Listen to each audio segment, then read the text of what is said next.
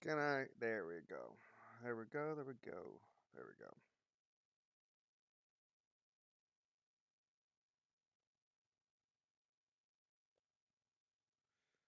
Play more.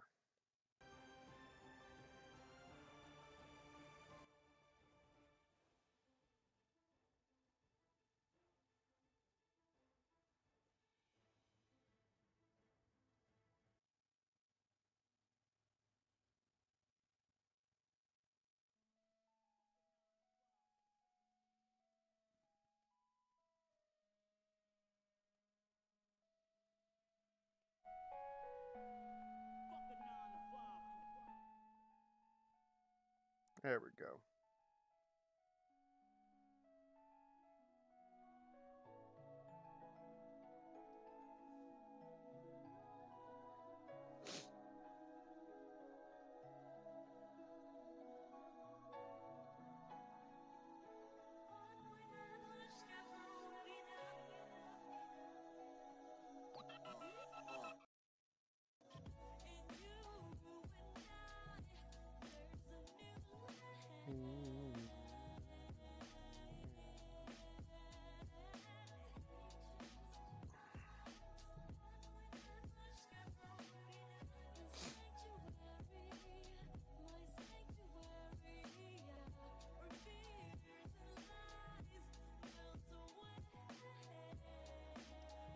Oh, update ready. That's what that is.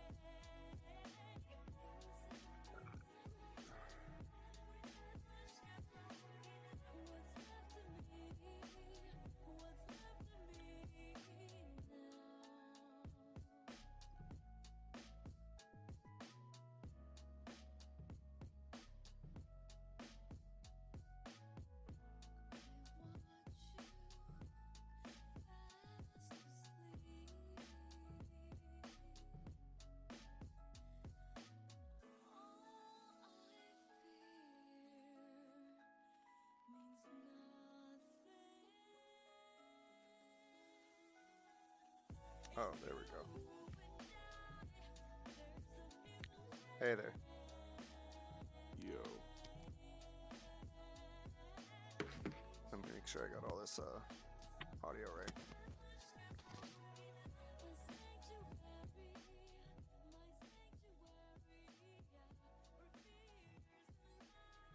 There we go. What'd you say? There we go. I'm just trying to have some music in the background, but I'm just lowering it. All right, cool. Can you hear me? Yeah. Cool. All right. So I'm just streaming this just because it's easier for me to just take the whole clip. So welcome to no viewers. I'm watching.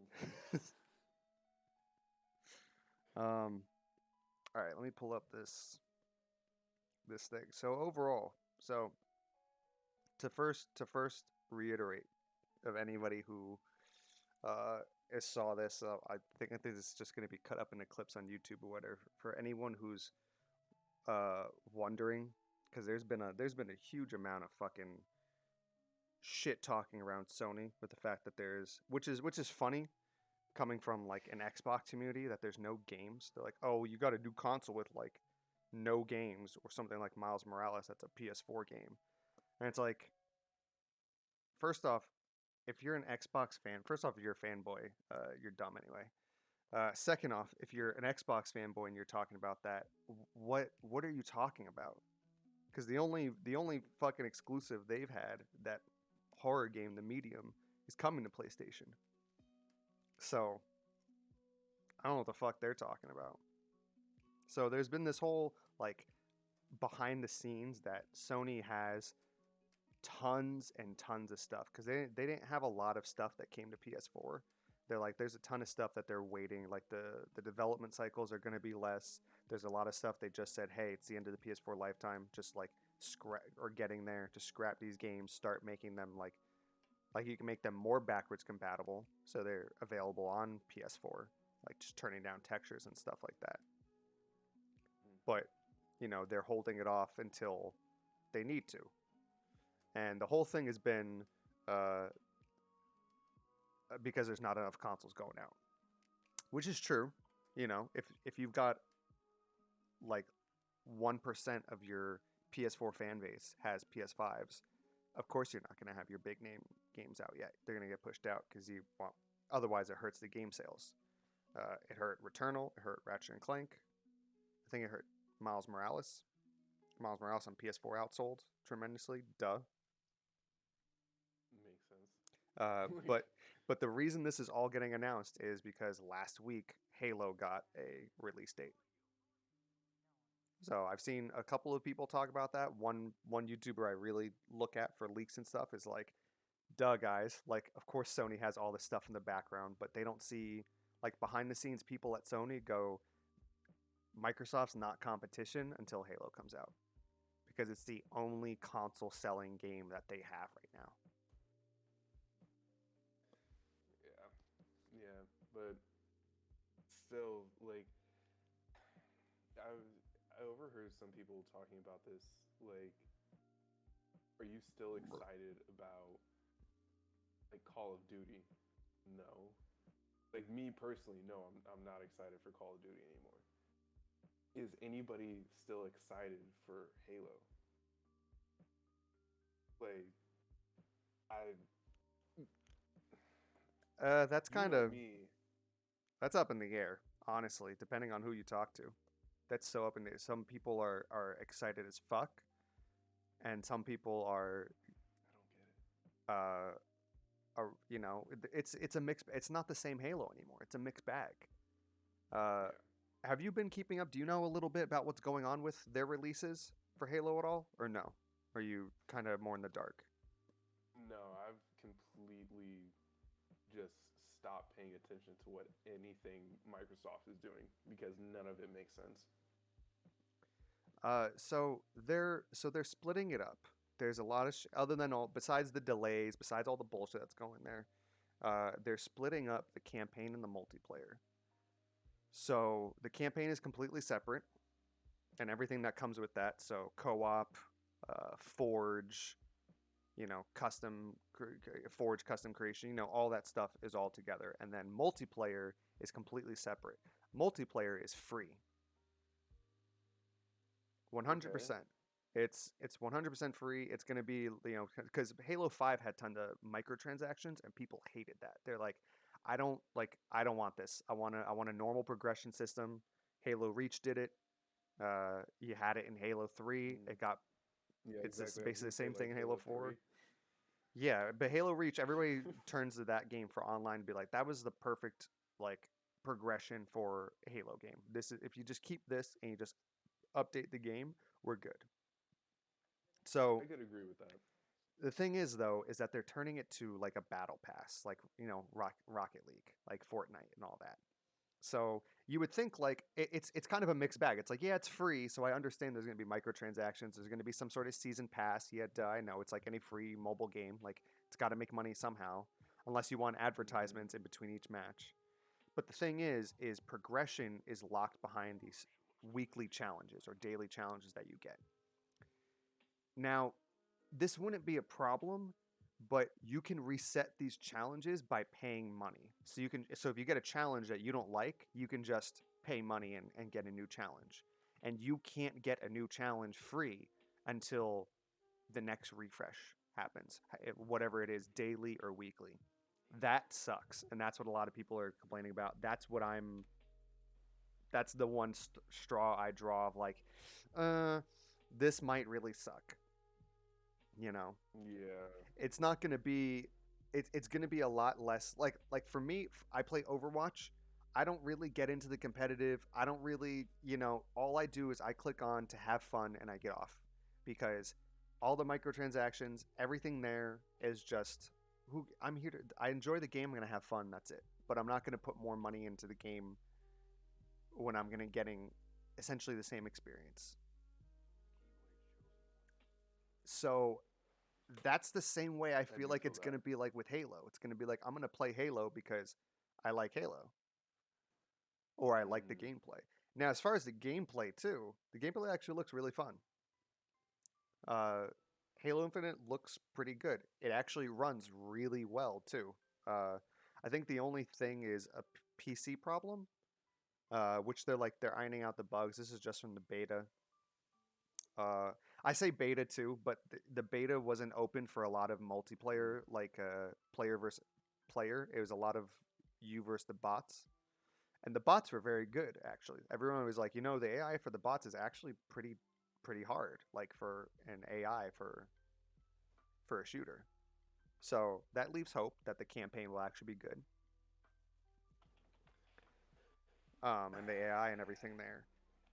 But it runs like I guess. 120 frames on both the series consoles.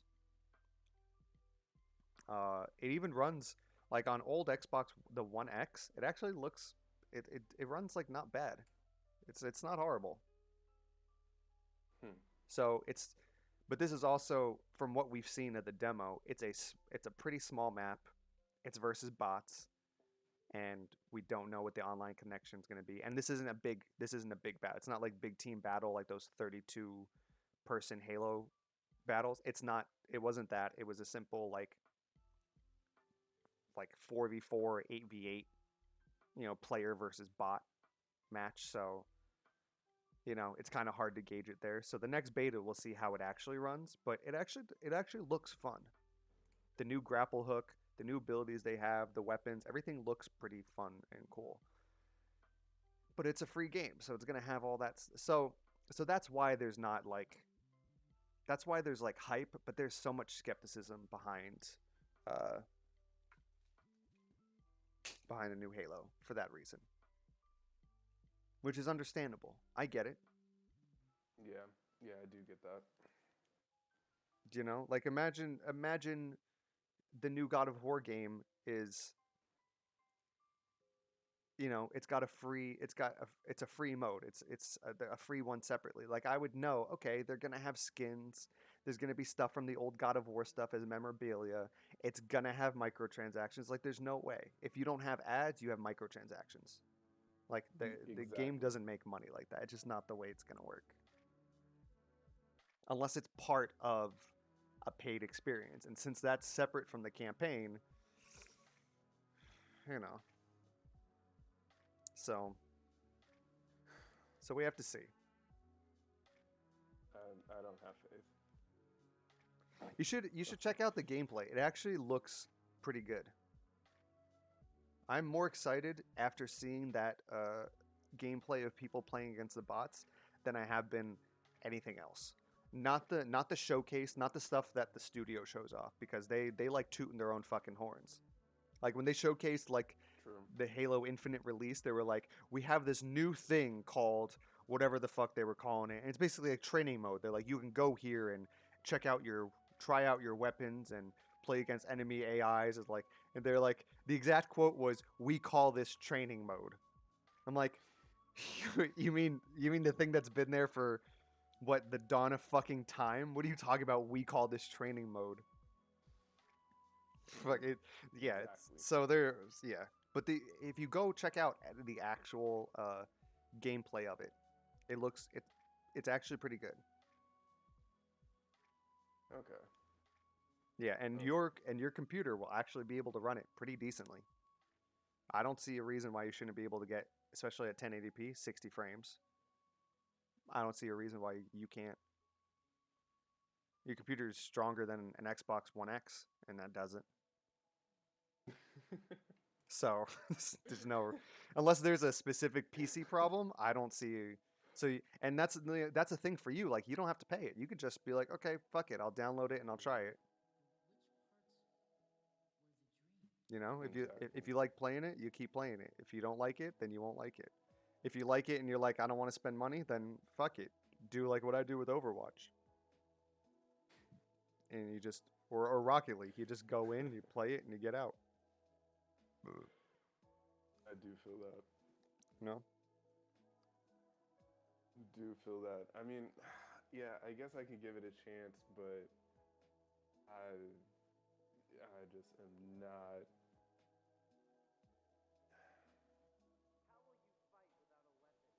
I'm concerned. I'll say that. I mean, I am too. I'm not concerned. I'm skeptical because I don't really give a shit. If Halo's bad or Halo's good, I don't really care. I skipped the last one because it didn't look great. It looked all right. I don't, as long as the Master Chief Collection actually does better, I'll just go back to that. Who cares? Mm. Kingdom Hearts 4 can suck balls. Kingdom Hearts 3 could be as mediocre as it is. Kingdom Hearts 2 is great. I can go back to that. I can go play Birth by Sleep. It's the same thing of like, does a new game have to be magical to love the series overall? No. The new game could just suck. Oh well. I can go watch Clone Wars and still think like the Rebels is boring. It's the same concept, Yeah, yeah. you know. So that being said, let's go over all this. So let me actually go to a screen share on this thing so I can show the shit that's here. There we go. So the games that were shown. So let's talk about it because there's some stuff I knew was gonna be shown, or some stuff that I knew was gonna be that was somewhere in there. Like I've heard of some X-Men. They've been dubbed an X-Men game, and I did not know what Mm. the specifics of it. Now we know it's done by Insomniac and it's a Wolverine game. Yay! So everything they showed in order. Knights of the Old Republic, Project Very Eve. excited for that. Honestly, out of everything that was shown here, the thing that was like I could give two shits about that I skipped completely was Deathloop because it's Yeah, shown at every fucking one so far.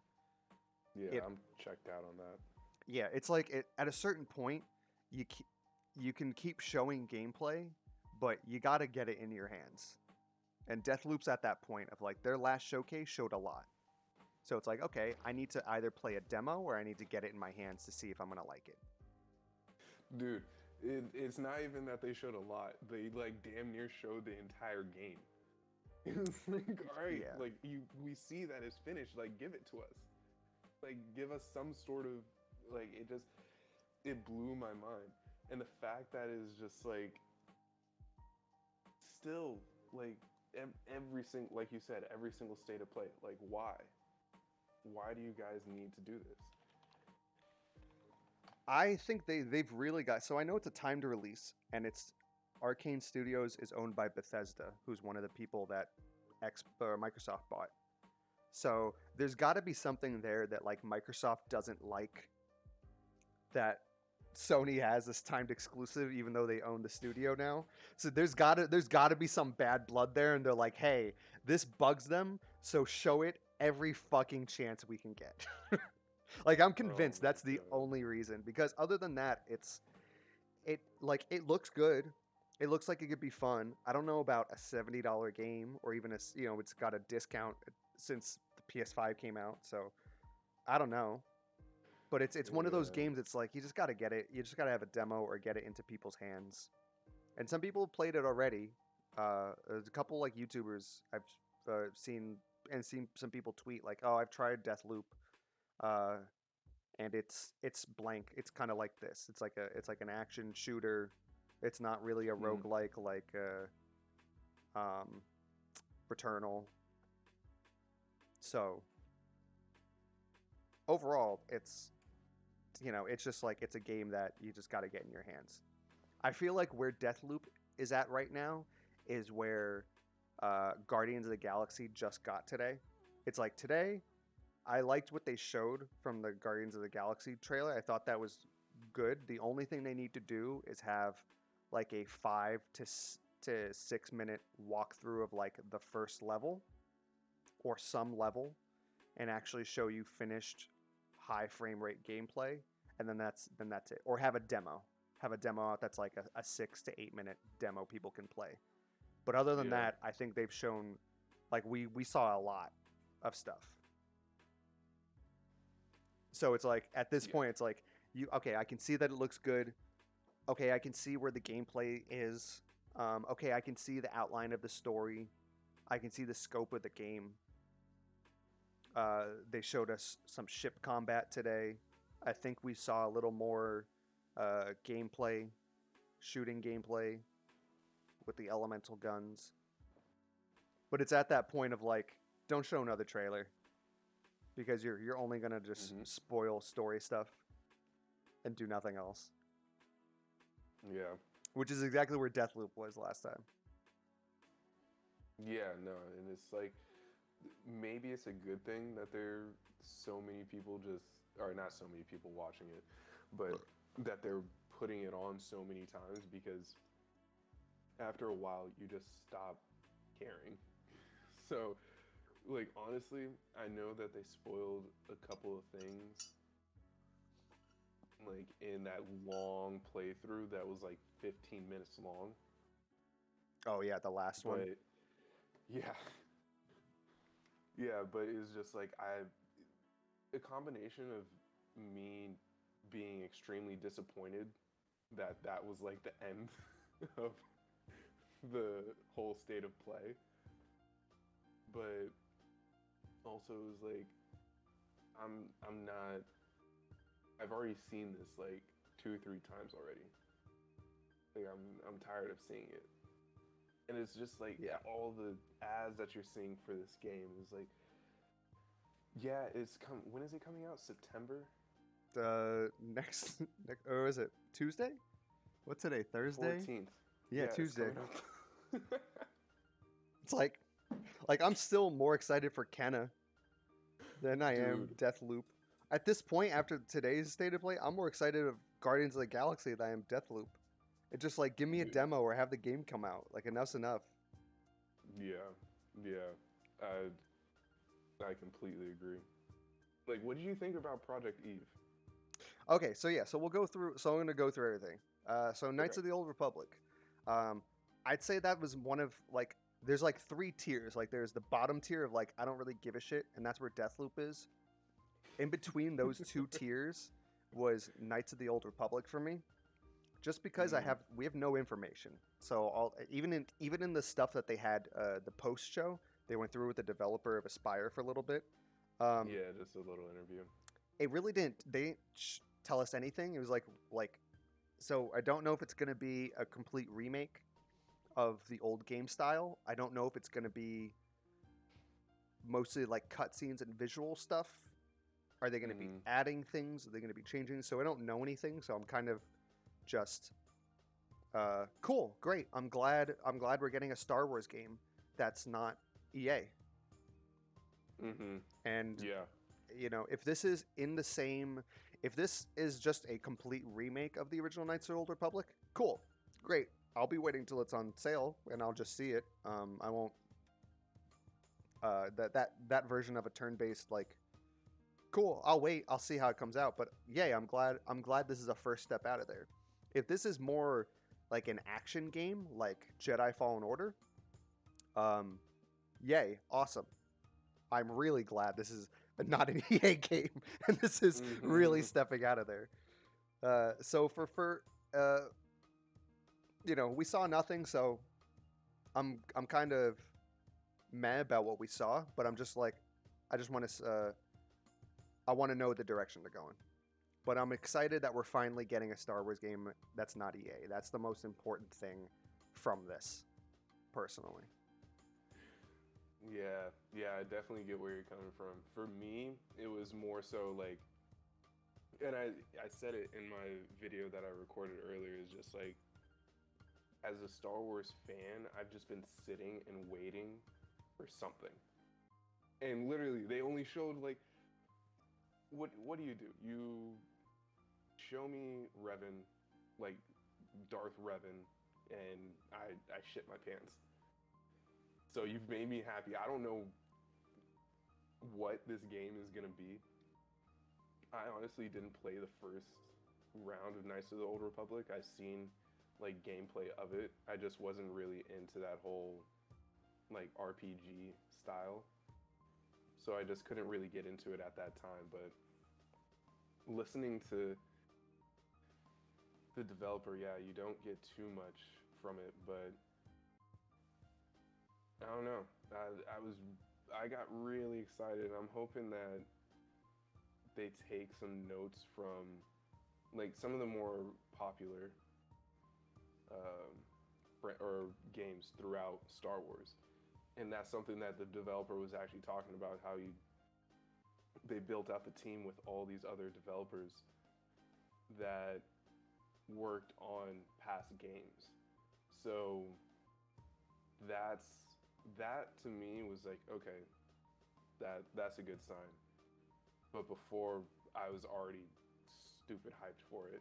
But with that being said, I'm putting it super high. So if it comes out and it's kind of a middle tier game, I'm gonna be very disappointed.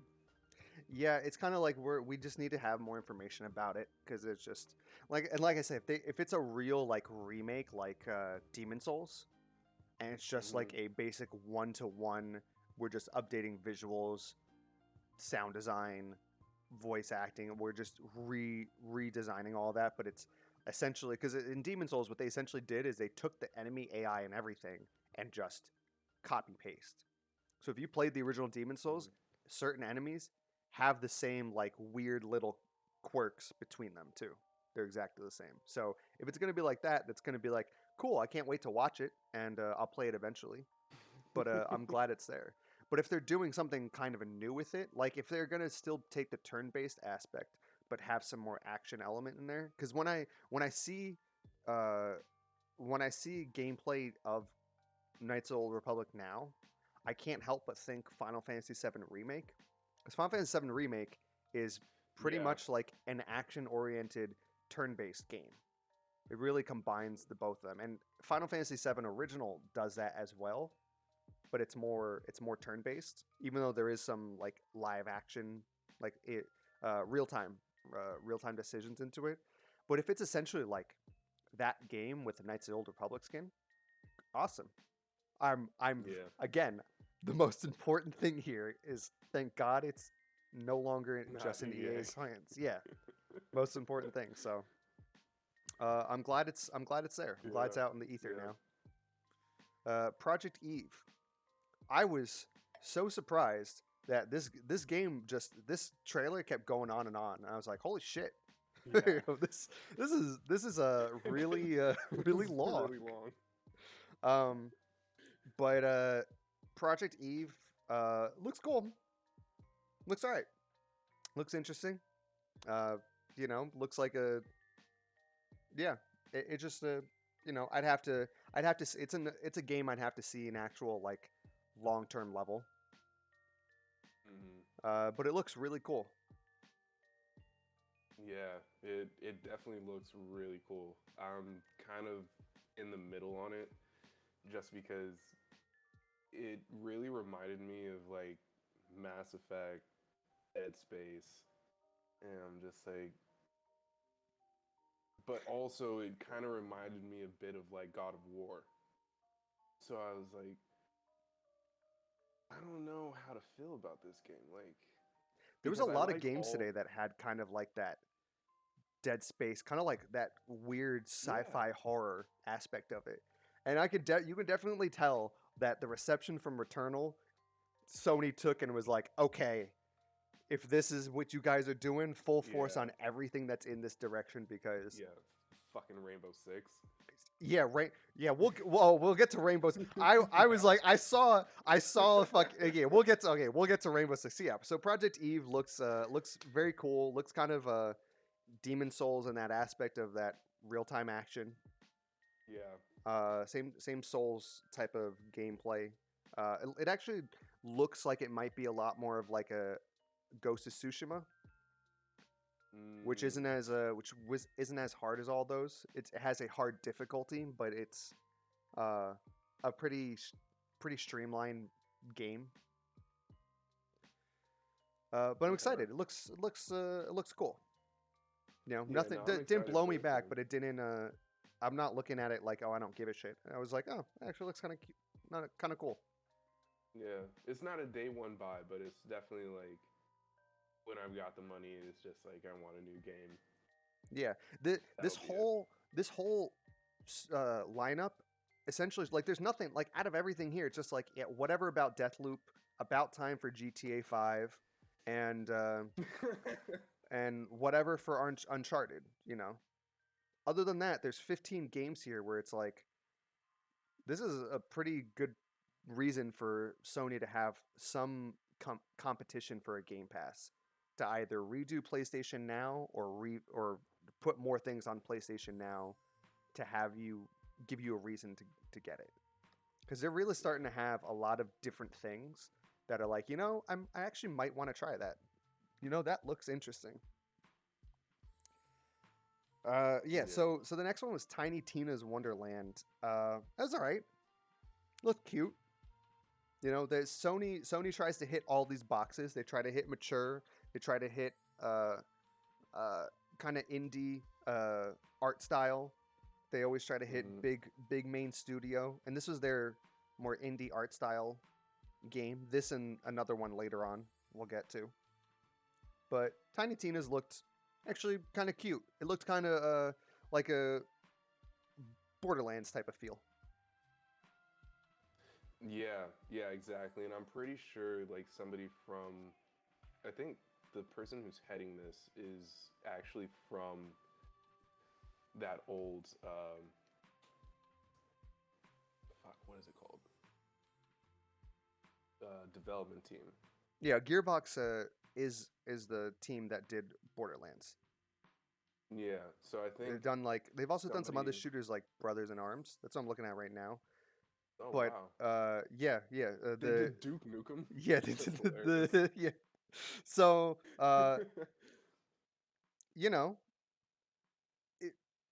it looks cute.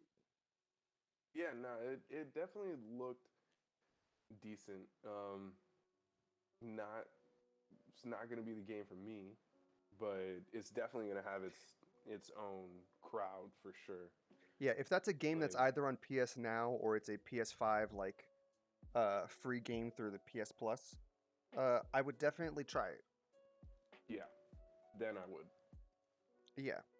So let's go on to the next one, Forspoken.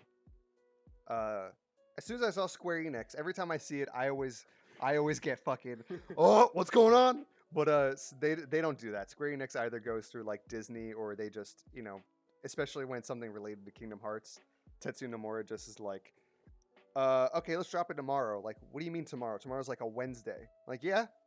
So do it at like 12:16 in the afternoon. And don't tell anyone. Exactly. Forspoken. This I think was one of the games here. I would say was the biggest. If I'm gonna put 3 games that I was like I did not expect to kind of wow me, this was one of them. Mm-hmm. This looked very cool. This character also looked and felt like moving around with them felt a lot like the Unreal Engine 5 demo. There's a character. There's that character that has it's this female character. She has these weird kind of like glow effects around her. This feels like whatever the evolution of that game is going to be. But this game actually looks really cool. This will actually hopefully utilize the SSD between loading different worlds or different sections of the worlds. I don't know. Maybe it's going to be a little more cookie cutter than I'm giving it credit for. But it looks very promising. Very cool from whatever the 2 minutes they showed us. 2.5 minutes. Yeah, what I was in, but I think that game, like everything looked really good. Don't get me wrong, but I think specifically that game is gonna push the PS5 the hardest out of anything that's come out. Has a lot of particle effects. Mm-hmm. But honestly, playing Returnal with a shitload of enemies on there and all the effects that are on there at the screen at the same time, and the frame rate just does not dip. That's might not happen as much. Like there's some pretty big headroom with this console. It really depends on the type of game. So if you have like a multiplayer game that has a lot of people on one map, what was the free one that came out? Destruction All Stars. that one had like frame dips because you have a lot of particle effects, a lot of moving shit around, but you've also got a lot of people on an online connection. So if it's a single player experience, it's a little easier to hone it in a little bit. It kind of depends but if it pushes the PS5, cool, great. We need stuff like that. We need stuff to really wow us. But this game just proves like Square Enix just needs to stick to their own shit and not do any big IPs that aren't by them. Like hence cough Avengers. Like just stick to your own ideas. You guys do them great. Give us another Deus Ex game. I would love that. Yeah, just like fucking let Avengers just go out the way that it's gonna go and just have it on the back burner and be like whatever and let Disney and Marvel throw all the money at it in the world that they want. Yeah. Just handle your shit. Avengers is dead. Yeah, everyone's game-wise, like they've never made a good game. Like in my opinion, Marvel has never made a good game. Well, I mean, where it's kind of hard to say that because certain where it's like team based. Yeah, when you're in that kind of I mean, the best team based game I guess is like Marvel Ultimate Alliance, or not Marvel Ultimate, Marvel vs. Capcom 2 or 3, which is a fighting game.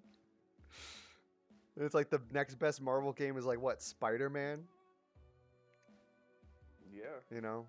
We'll get to it too, but I think Guardians of the Galaxy is going to be a lot better than Avengers is. I completely agree. That first trailer looks a little bit worrisome, and then they go into the aspects of like why Star-Lord's the only playable character. Mm-hmm.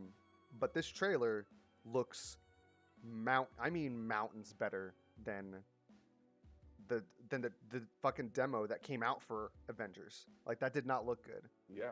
The hair doesn't look great. The models looked okay. It was this weird, like, it's kind of the MCU, but it's not. Very clunky.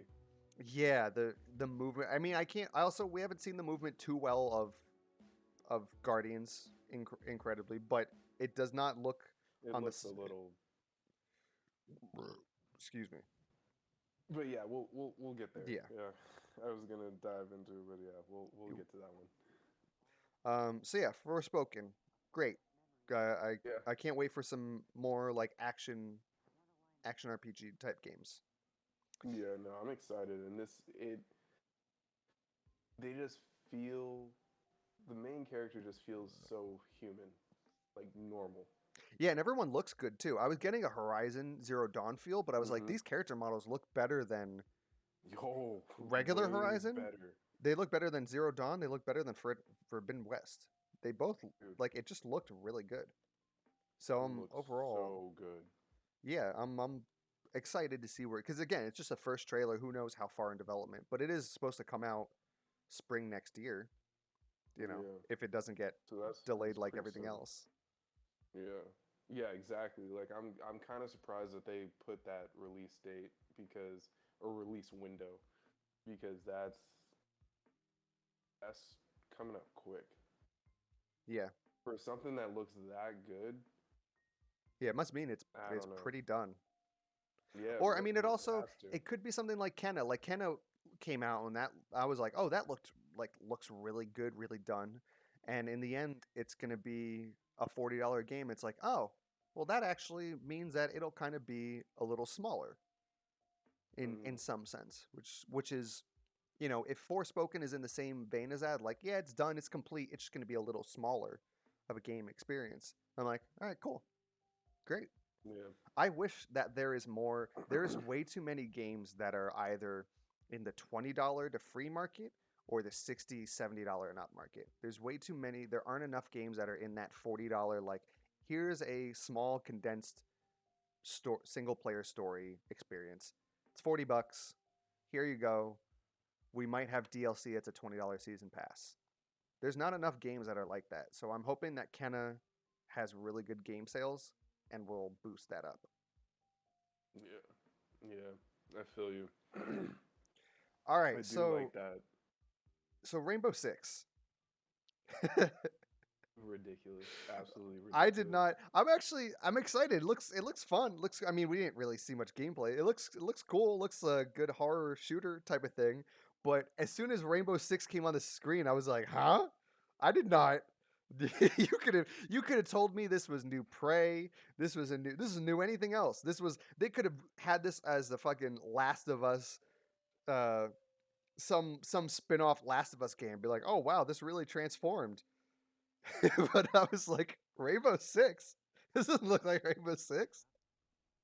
I mean, I guess when they say it, I can see it, but yeah. Dude. And also graphically, I was just like, this shouldn't be on the PS5. Like, why it doesn't look good. The story of this, like, why is Rainbow Six even a thing still? Like, I've never really gotten into it like that, but it's just like, Their games, they're good shooters. I would yeah. say story-wise, I don't really think there's a shooter that kind of got me like Modern Warfare. Modern Mhm. Warfare 2 or Black Ops. I don't think there's any of those shooters that really got me like that. But Rainbow Six is really fun. I've been playing them since PS2 here and there. They're they're pretty fun. I don't know about the I don't know about this with Extraction Yeah. because it just looks completely different. Um, but this was the big game. This is one of the big ones they needed to hit. They needed some sort of like big shooter. Everybody was saying Call of Duty, which was just like, well, duh. October's coming up, November's coming up. Like, of course, Call of Duty has to come out somewhere. Mm. Which Call of Duty might actually be coming out in some sort of like Microsoft showcase in the next few weeks, month, because technically the Series X is a stronger console, so they might want to just showcase the best of the best, whatever. But this was their shooter. It was all right. This is in that. This is also in that like bottom tier of like, I don't really give a shit. Yeah. I'd have to Yeah. wait. It comes out soon too. It comes out January if it doesn't get delayed. Uh, but I'll see. I can't imagine why it would. Like, honestly, dude, like, looking at it, I was just like, yeah, this looks fucking horrible. Just Yeah, I'm it just didn't I'm look just fun to kind of. me. I would have much rathered a new Fear game, something like that. Mm, Uh, yeah. this just it was just like it was. If I was a Rainbow Six fan, I would not look at this and be like, yeah, this is exactly what I was wanting in my next game. And if I was a horror Exactly. shooter person, I would not be saying like, yeah, I can't wait for my Rainbow Six horror shooter. But Mm, who knows? I've been surprised before, so we'll see. uh, yeah, we'll see. Uh, Alan Wake. Yeah. Yeah, Alan. Let's go on. Yeah, leave him. Alan Wake. This is just a remaster. It's an old game. Alan Wake is actually done by the same studio that did Control. Oh. Yeah, Alan Wake was their first real like psychological type of game. And here's a small spoiler. I got this spoiled by other people, but I don't know the details of it. But Alan Wake is connected to Control in some way. So like, Yeah, I've heard that too. yeah, whether it's universe, whether it's powers, whether it's main character, I don't know exactly, but there is some connection with them. So cool. It's getting a remaster. It actually looks real. I was looking at it like some of this looks really good and some of it looks pretty good. Hmm. So I wasn't sure if it was a remake or remaster. Apparently, it's just a remaster. It comes out in less than a month. Cool. I hope it's not Yeah. $60. Oh, you already know it's going to be. I hope it's not $60. I won't. I don't want to get that. You know, I would get it if there was like a Control bundle with it, like Control Ultimate Edition plus Alan Wake Remastered for like 70 for PS5 or something like that. Mm. But cool, Alan Wake. I hear it's a great game. I've only played a little bit of it from Game Pass. Um, if you like psychological horrors, It's cool. This is the kind of game actually you could play the original right now. You can just download Game Pass, and try it out. Yeah, It's see, it's all right. yeah, it's a game that I never actually got a chance to play. So seeing it get a remaster, I was like, oh, okay, like dope.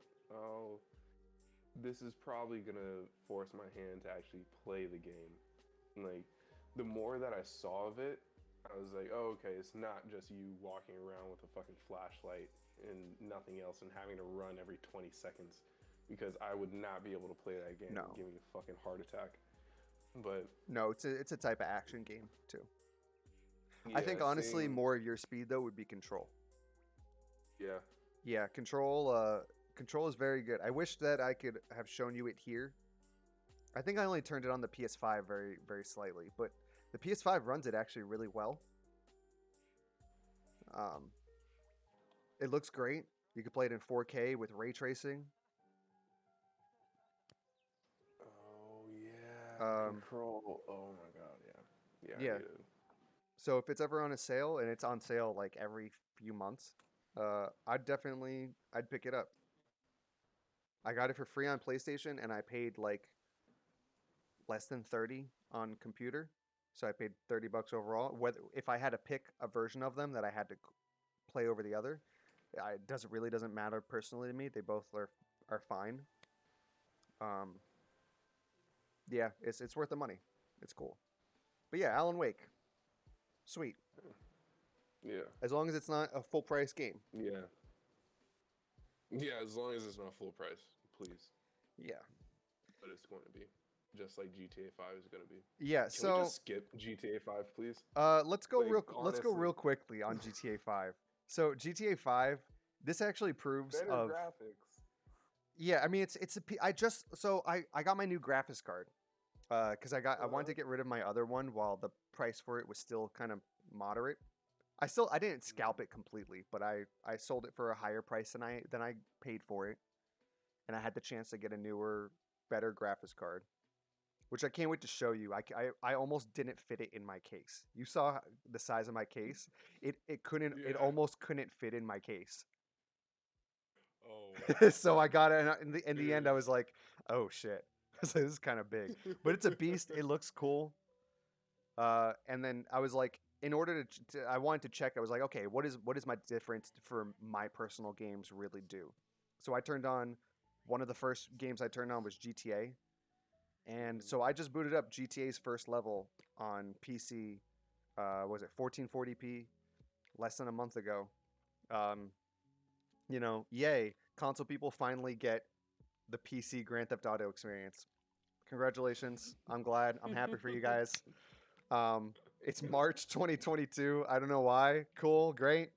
Um, they've got to have like some special event coming out with it. They've got to be adding something. There's got to be like there might be some sort of problem with it because if it's going to be 4K 60 frame, I don't know, but about time. But GTA 5 kind of proves that like there's so much potential in just having a real remaster of an old game. Or updated graphics. Like the game looks better. You know, just you don't always need Just to rush out. marginally. It is. I mean, honestly, wait till you see it side by side. Honestly, those reflections in the rain and the glass, especially when you're flying planes or you're in the vehicle Mhm. sections, really does make a difference. On the like Yeah. the action sequences, like a lot of the Trevor battles don't really look that much different, other than for me it was like a higher frame rate on PC. But like I played it, like you can play GTA 5 remastered for PS5 right now, Jared, on your fucking PC. you know, it's not gonna. It's just cool, great. Thank you, Rockstar. Yay, Yeah. whatever. Yeah, I don't have much to say about this. Like, if they're, because I've heard that they're gonna be um putting in like, or remastering like Vice City, San Andreas, and Grand Theft Auto 4. So if they're like looping those 3 games, I don't know how they would, but looping that into GTA 5, like that would be cool. But I mean, if they go down this route, if they go down the route of just like completely updating graphics and textures, cool, great. mm-hmm. Re-release those games with upgraded textures. I would pay a little bit for that.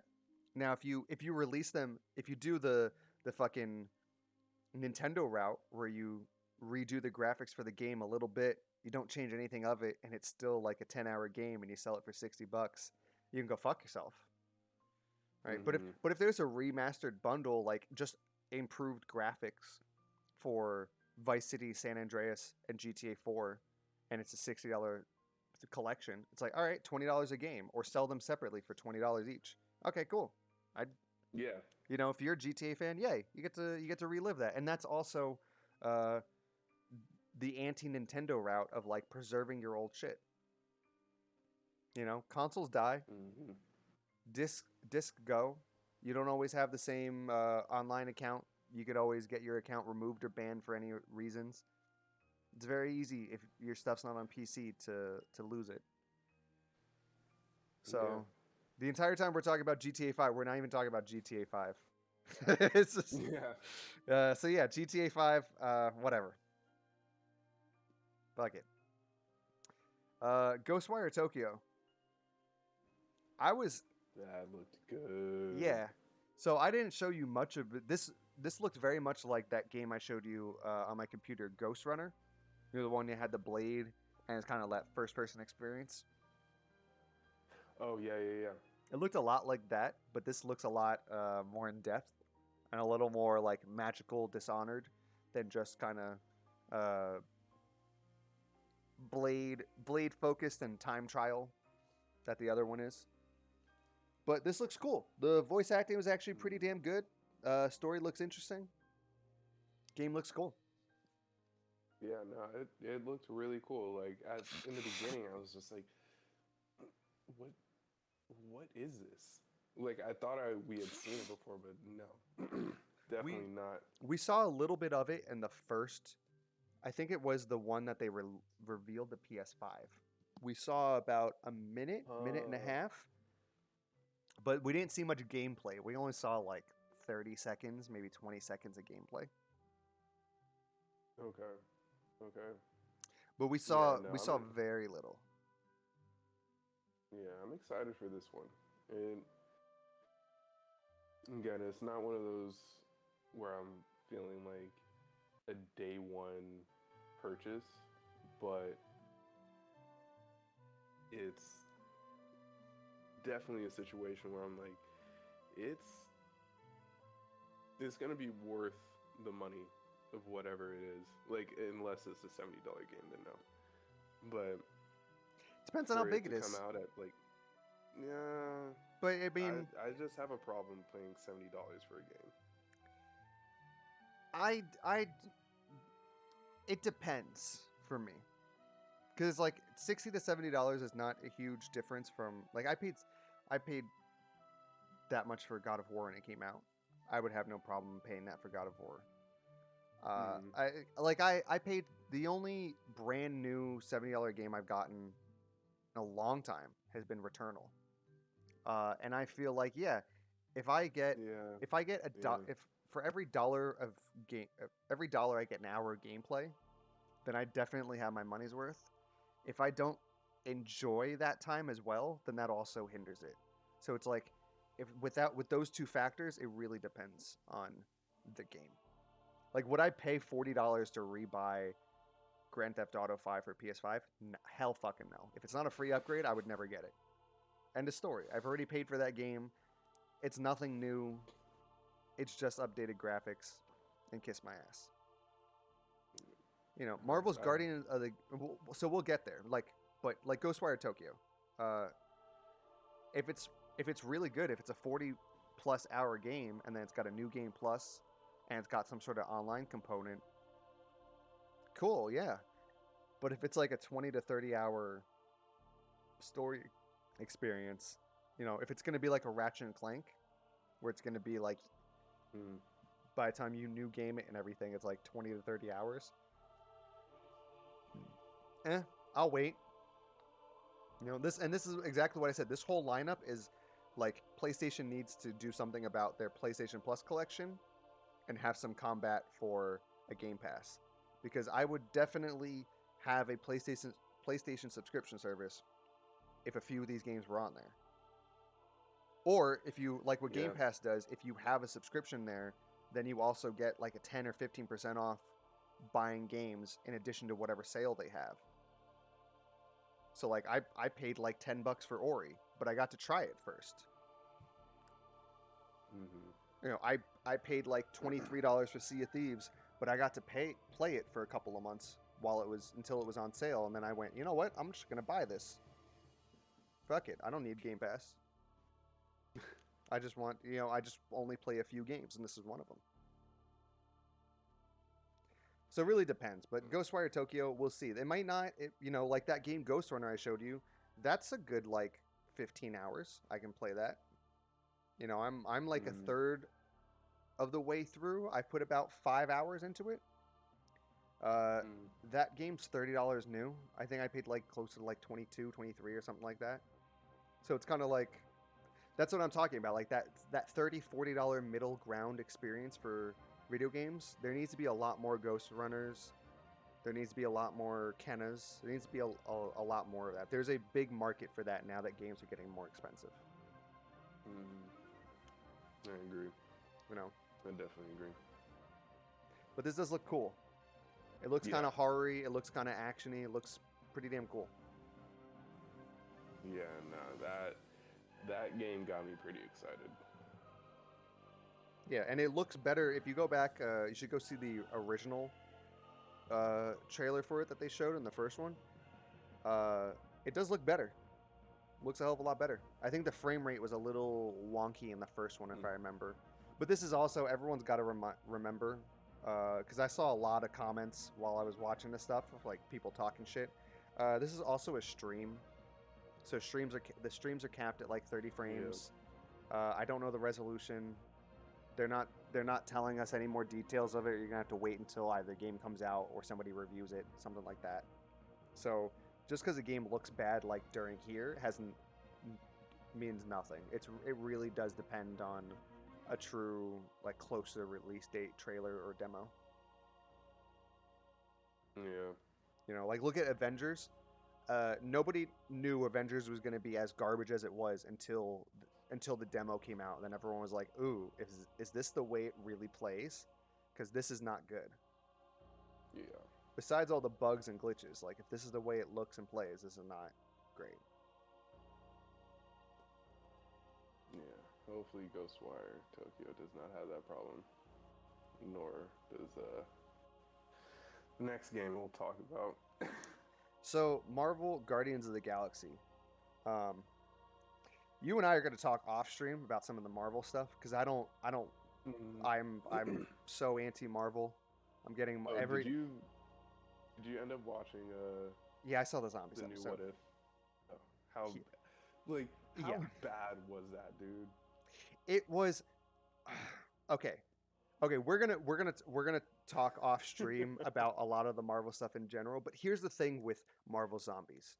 So Marvel Zombies, the whole point of Marvel Zombies are the zombies are not zombies. They're deadites from fucking the Evil Dead.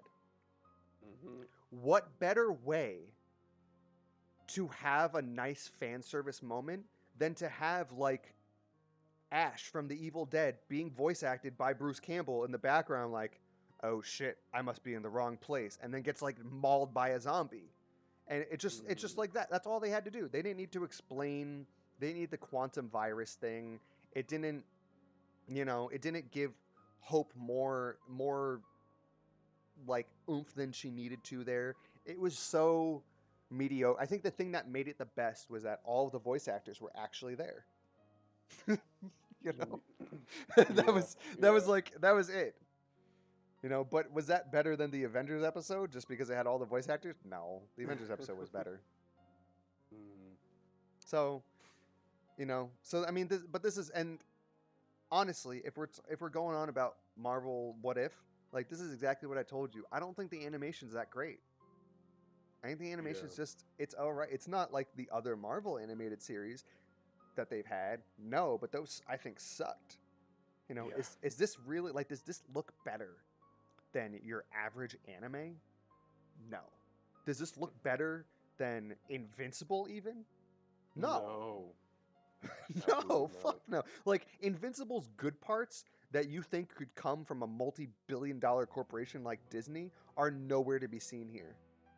Mm-hmm. It's just mediocre animation. So It it's really like, is. yeah, it's like it doesn't look anything special. It's just like, oh, some of the stories are actually unique or cool. Oh, that's a cool laugh out loud moment.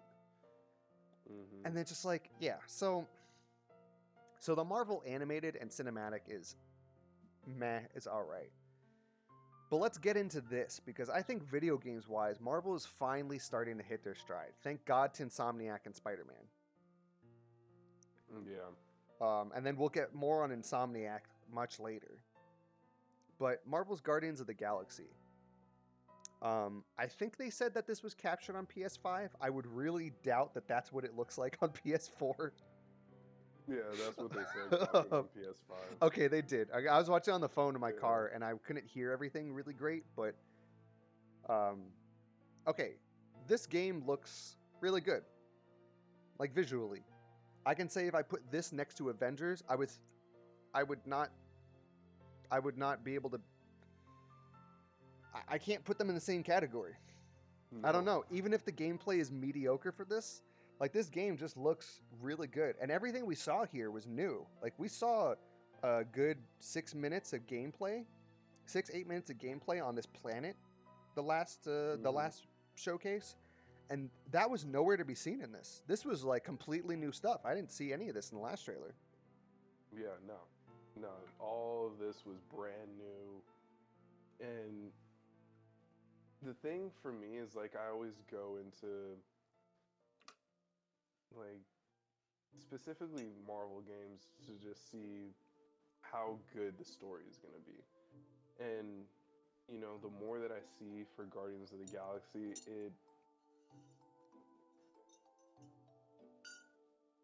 it seems like it'll be a decent story.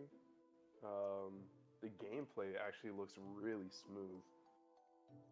Yeah, the So, stuff with the gunplay that they showed in this looked. I mean, yeah. there wasn't much. There was just like small clips, but it actually looked like pretty. It looked pretty good. Like this is not in the same tier as Avengers. I'm just like, it's my mind is No. blown. It's like you have Square Enix, who's big on their own. You got Marvel, who's just throwing all the money into it. You've got the microtransactions, so this thing's gonna make a ton of fucking money, and it's just so mediocre.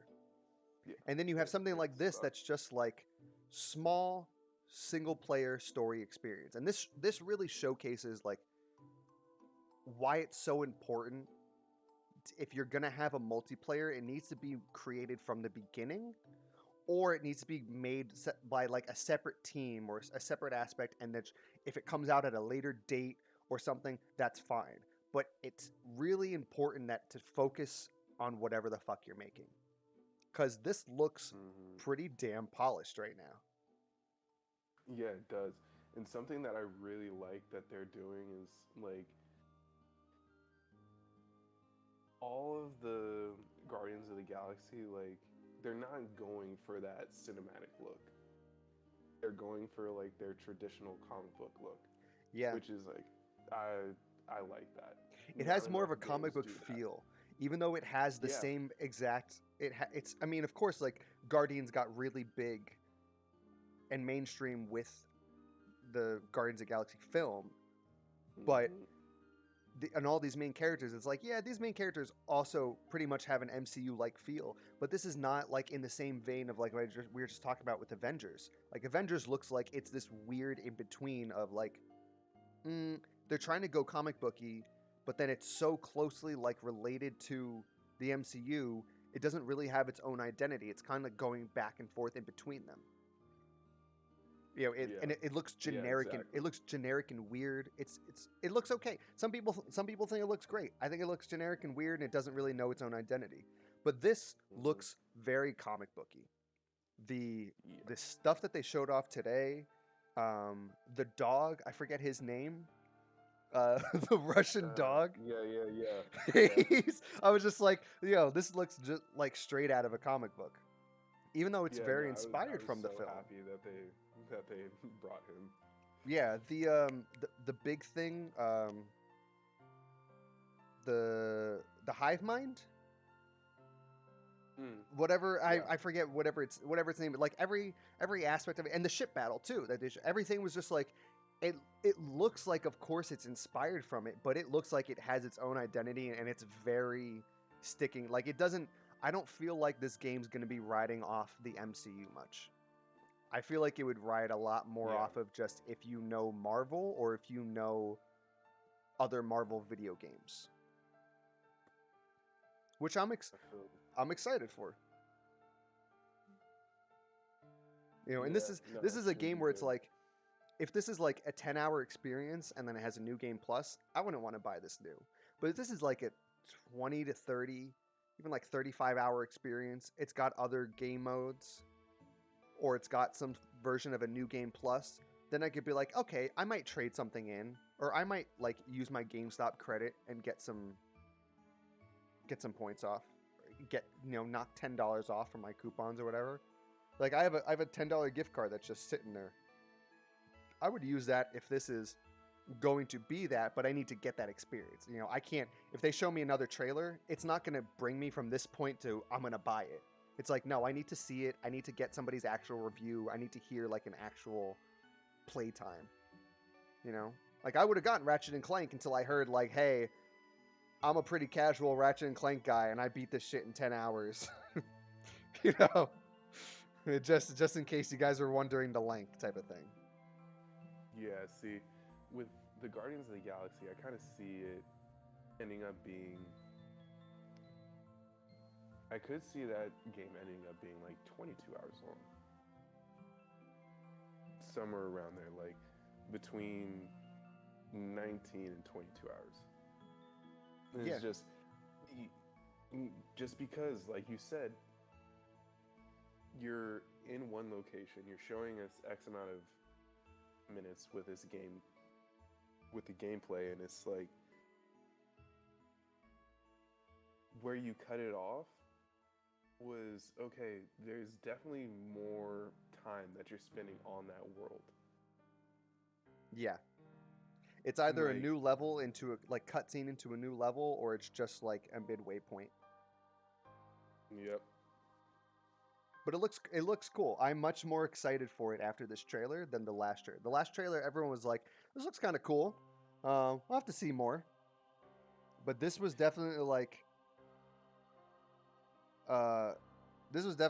okay, cool. This looks really polished. This looks exciting. Yeah, it was actually the opposite way for me. It was just like, I liked that they didn't show us too much. Like, that's one thing that I have against video games, when they show us just too much. I like having the mystery to it. So really, that first trailer, I was just like, damn, I'm really excited. And then this next one, I was just like, I'm getting less excited because I'm feeling like I'm seeing like the major points where you should be kind of shocked, or just like kind of on the edge of your seat and like, oh, what's gonna happen, So with that, That's exactly where I'm like, I don't. If they have another trailer, like, that's it. You're just gonna be showing story stuff. You need to have an actual playable demo of what you've shown, or show, if that's not the intro level, and then, or if not, then show the intro level as a demo. Like, that's what you need to get. You need to get it into people's hands, or just let it come out. Like, any more trailers is just gonna be like, okay, cool. Now we've picked the pieces together. Like, what you've just said is the story of Kingdom Hearts 3's release. it's like, by the last trailer, everybody was like, I don't think they really needed to show that, because we basically got so many story beats. Like they specifically said when Kingdom Hearts 3 was coming out, people were asking about it, and they said specifically, like, we will not show, like, because actors and voice actors were like, "Oh, I just finished coming from the studio, you know, excited for the game," and everybody was asking about Roxas, and then they were like, "No, we will not like until like the very end. You guys won't see Roxas in a trailer." And then it was like 6 months before release, Roxas is at the end of a trailer, like a split second, like, and it's like, bro. He's like, "Oh, well, you don't know if that's Roxas." It's like, bro, we know that's Roxas. Don't fuck with us. Like, come on. So like when the game came out, there's this YouTuber. I'll have to show you the trailer once you actually play the game. But he calls his video like if Kingdom Hearts 3 had another trailer, and it's literally just like the final end spoilers. And it's just like it's the most ridiculous thing because it's like, yeah, that's basically they just kept showing it and showing it and showing it. But there's enough, even in something like that, there's too much moments in a 20-something, 30-hour story to spoil everything. You just have the big beats. See, the big beats is what you're there for. But there's... the little nuances are also... Yeah. It puts it all together. Like God of War... we got a lot of big beats from all their stories, from all their trailers, but a lot of the good small moments, like you didn't get the stuff with Athena or the Blades of Chaos. We didn't even see the Blades of Chaos in any of the trailers. That was a complete mystery until you went there. We saw stuff afterwards. We saw stuff with the World Snake. We saw stuff with Mimir. We saw stuff with Magnus and whatever, Odin's sons and everything. But we didn't see any. Magni and the other loser. The Sparkle sisters. Yeah, Magni and Modi. Yeah. The other so, dude, the redhead who's alive. I'm telling you, yeah. Dude, he's still alive. So Modi, there we go. So yeah, so we'll see. Marvel Guardians of the Galaxy and that this also depends. This is what we're talking about. Is this game going to be like a 15-20 hour story, or is this going to be there's 15-20 hours of essentially story cutscenes and gameplay? Yeah. And then there's basically going to be like 5 to 8 hours of like exploration that you can do on your own. It's like, if it's going to be that, or if it's going to be like a Ratchet and Clank where there's closer to 10 hours, that's pretty they have a lot they can showcase, or they have a lot they can spoil. Yeah. So we'll see, but they're at that interesting stage. We've seen enough. Either give us a demo or let the game come out, and we'll go forward. Yeah, I completely agree with you. All right, so this next one was one of my other 3 games that really surprised me. And by the way, we're just gonna skip Deathloop. Good. Yeah, because I skipped Death. We went on that shit. Yeah, I already talked about Deathloop last time, and it's out next week. If you don't know about it already, then you don't give a shit about the game. So fuck it. Sorry, Arcane Studios, but just it's got to be released, and then we'll get to it. So I didn't even know the full name. I just knew Blood Hunt because I couldn't see the text was so small on my phone. Vampire the Masquerade Blood Hunt. Yeah. This I was like, whoa, and I was like, okay, different races. There's a class each in different one. They all have a slightly different game style. I couldn't tell if it was like an online type of thing. I couldn't tell if it was single player. I don't really care. It actually just looked really interesting. Yeah.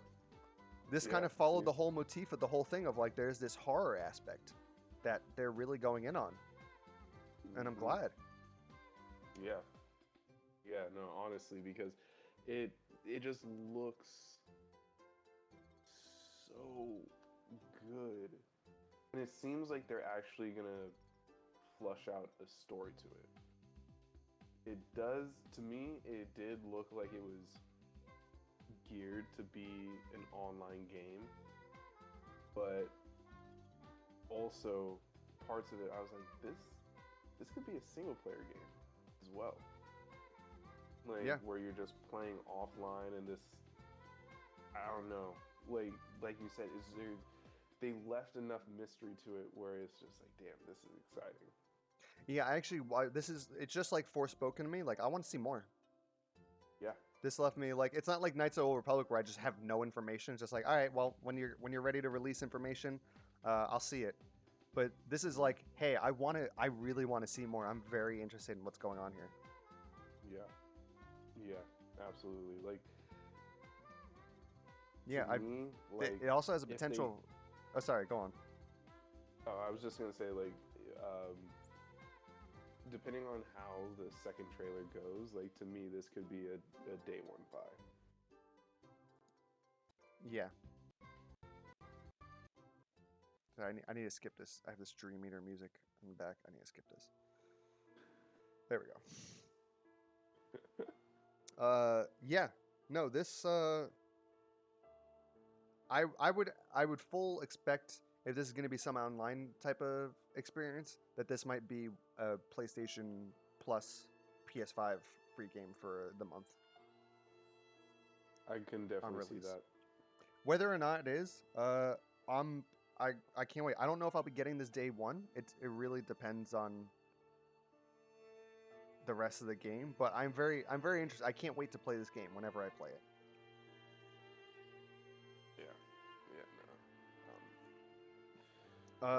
Deathloop. It looks good. The combat was smooth.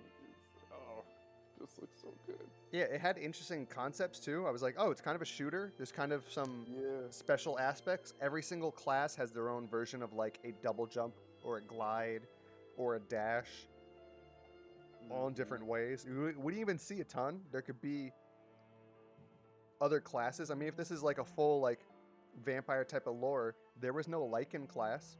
There could be some sort of a Lycan class. There could be a transformation. You know, there's a lot here. It looks really cool. Looks interesting. Yeah. So thumbs up. But a nice big surprise from here. And I was really surprised, like especially after this game, I was watching the comments and everybody's like, worst PlayStation experience. Boo. Go Xbox. PlayStation sucks. This is boring. Like PS5 has nothing. And I'm like, guys, they literally showed off like 3 new games, 4 new games. Some of them were really interesting. They showed off really cool stuff that we've been wanting to see and waiting to see. Like, what are you talking about? Like, sure, okay, you might not be interested in any of this. Of course, wait till the end. But I was like, especially after this, like, there's something for everyone. There's something that you're like, I'm actually interested in that. Whether or not I'll be buying it day one. Yeah, so we're skipping Deathloop. We've already said everything. So this next one, Kid Amnesia Exhibition. I don't think we saw anything of it. 43 seconds. Yeah, we didn't see it like really anything. I could barely hear anything as well. And then I just saw Radiohead. I was like, Radiohead and Epic Games. All right. Sure. Dude, I can't remember what the song that was playing in there, but like I know that song and I was just like, damn. And it's one of my favorite songs, and it being like kind of seeming horrorish, I'm really interested in the game, but at the same time I'm just like, what? I don't know what it is. Yeah, like you can't. It's like this was on the same level to me as Knights of the Old Republic. It's just like, cool, great. You showed me like it's a teaser. It wasn't a trailer. It was like, great. You showed me a concept. I can't, I'll tell you if I'm interested or not when you show me something that I can actually, physically hold or sink my teeth into. Right now, I'm just smelling gas. So it's it's whatever. We'll see. Tchia. This was the last game that kind of blew me back. Day one buy. Very, very, very, very cool. Very cool concept. I was getting a like Zelda the Wind Waker. And so what I'm getting from the game is you can seamlessly go into any animal. You use them to solve puzzles. and befriend them, and there is some action exploration type of setting, type of in the environment, everything. Great, cool. If this is a perfect example of like if this is a $40 game that has like a DLC, right, or it's a $60 game that's really fleshed out. This is perfect, and it doesn't have any DLC or anything. Perfect. This looks great. It looks like a cool little story. Looks like an interesting lore. The gameplay looks cool and great. It's an exact example of like you don't always need realistic graphics. Yeah. So what of the photorealism? If the photorealism looks uncanny and weird, then congratulations. You did everything else everyone else is doing. Mm-hmm. This looks interesting. It's just like Kenna. Hey, I don't give a shit that Kenna's a cartoon game. That shit looks fucking dope. You know? Like people are just like, oh, that's a video game for kids. Like, bruh, video games period are for kids. We're big kids. Just get over it. Like, yeah. There's nothing fucking wrong with it. Bro, Kingdom Hearts is for kids. They don't curse. There's no blood. People who die always come back in some way because there's some weird Star Wars rebirth type of shit. But if you think that's for a 5-year-old because it's a Disney game, go ahead and play that on a medium setting. You get fucked the hell up. You know what I'm talking about. Exactly. Oh, yeah. Oh, yeah, dude. I play that shit on the easiest. All of them. All of the Kingdom Hearts. Like, no. This is a kid's game? Bullshit. They're fucking Disney Dark Souls. Like, just because a game looks like it's a kid's game, like, no. I don't think I've had as much a hard time with a Zelda game as I had with those on a hard difficulty. And Zelda ain't exactly a walk in the park all the time. Dude, I finished Gears 3. Like, this was my thing. Just, like, I loved playing Gears 3 on a, like, insane mode. It was my shit. But it was just, like, would I even want to play any Kingdom Hearts game on medium? No. Absolutely not. You would Kingdom Hearts 2. That would that's the game that actually gets you good, I'm telling you. Sorry to everyone who's watching this, we're going on a Kingdom Hearts rant for a second. Because Kingdom Hearts 1 is really, really hard to adjust to because there's so much stuff that's missing. Kingdom Hearts 2, if you actually watch a speedrun and you see like, or any version of like somebody playing it, you'd be like, oh, that's how I get through that scenario. Oh, that's what that ability's for. And you play it on a standard mode, you actually start going like, oh, okay, now I understand why I get this ability at this specific point. It's a perfect version of like an RPG progression system. Okay. Perfect in that way. Like Kingdom Hearts 3, I'm telling you, Kingdom Hearts 3, you're not playing on beginner. It's really too easy. You need to play it on standard. Proud mode, I'd say no. Proud mode, no. You don't. Proud mode's, once you get to like the super bosses and stuff in the end, no. But on standard mode, you can actually play through a lot of the DLC extra bosses. Because they basically scale too, so they do a lot more damage than a normal. Even though you're on like level 99 on beginner, you're still going to be dying in 3 combos. Like they scale basically like that. So it's more of like, oh, okay, now I see what to do here, or oh, okay, it's really that simple. I'm really just overthinking it. But the rest of the game, dude, I'm telling you, the rest of the game on beginner mode it's the easiest fucking Kingdom Hearts game. Yeah. Okay. Because Sora's a fucking Jedi master at that point. Yeah. Yeah. There's tons of memes. Everybody's just like in the beginning of the game, they're like, oh, because they have to find a reason why Sora always is at level 1. You know, the typical video game protagonist bullshit. The Zelda. He saved the world 3 times, but he still starts with 1 heart. It's like in the beginning too. They even make there's cutscenes that even go like, oh, Sora, you only you've lost a lot of your powers. You start from scratch. And from the beginning, you're a fucking monster. I remember that. It's like, bro, what? Yeah. Like, bro, Yeah, put me no. in Kingdom Hearts 2. I'll fuck everyone else right now. Fuck that. That was the whole thing. Is like I played a bit Kingdom Hearts 3, and then I remember I was talking with you on on a chat on PlayStation, and you're like, "Wait, you're starting Kingdom Hearts 3? Why are you doing that?" It's like, because I finished Kingdom Hearts 2. Like No. he was like, "No, did you watch Chain of Memories? No. Did you play it? No." Yeah, sure. And you're gonna watch Age of Like, Ultron after watching Avengers 1. yeah, Yeah. exactly. Then you're gonna move on to Infinity War and Endgame. Sure. Yeah.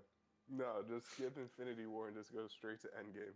Don't understand why it's emotional based on impact.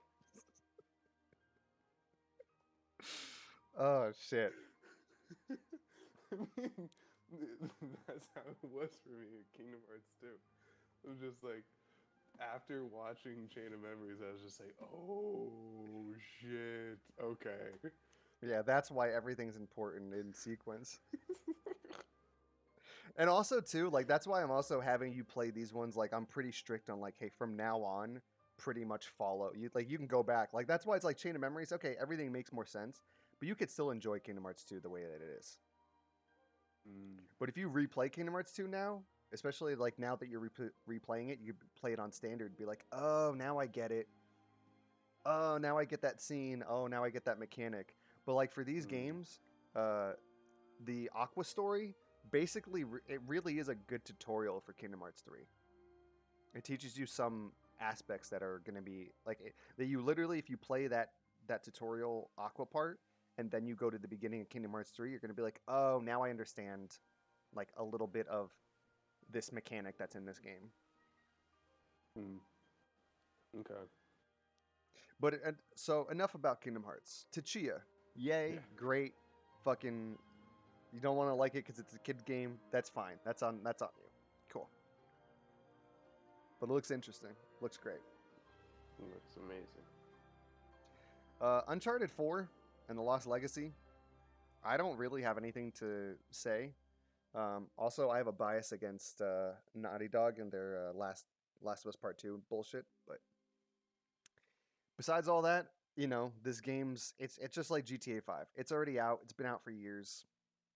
Yeah. Unless there's something really new that's got the biggest thing here is it's going to be on PC. Yeah, I was surprised at that. Well, Sony's bought a studio not that long ago. It's a lot of that does mostly PC ports, so they really do want to get a lot of their stuff off of their consoles because it's going to help their sales. Yeah, that's true. And it's a really smart thing to do too. People really, I enjoy Kingdom Hearts. I haven't plugged that shit into my PS5 since it came out for PC. That's it's just the name of the game. It's just if you have a mode, if you have a version of it, if you've got both, and there's a version you want to play more, get that. There you go. Yeah.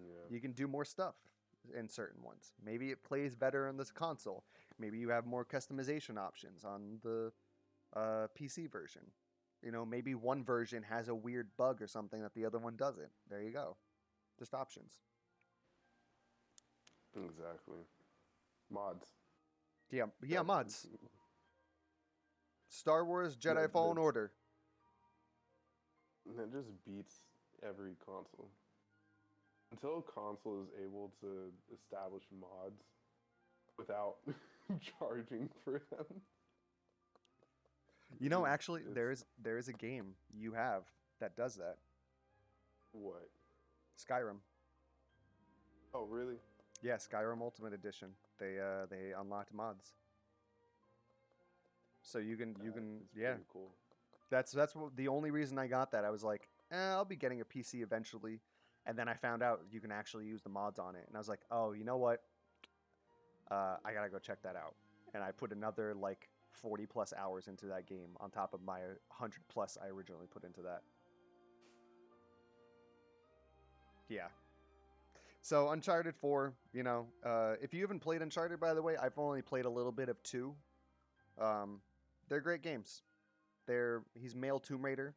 Uh, it's cool. It's a cool story. It's cool gameplay. When you play them, you'll be like, oh, okay, now I see where all this shit came from.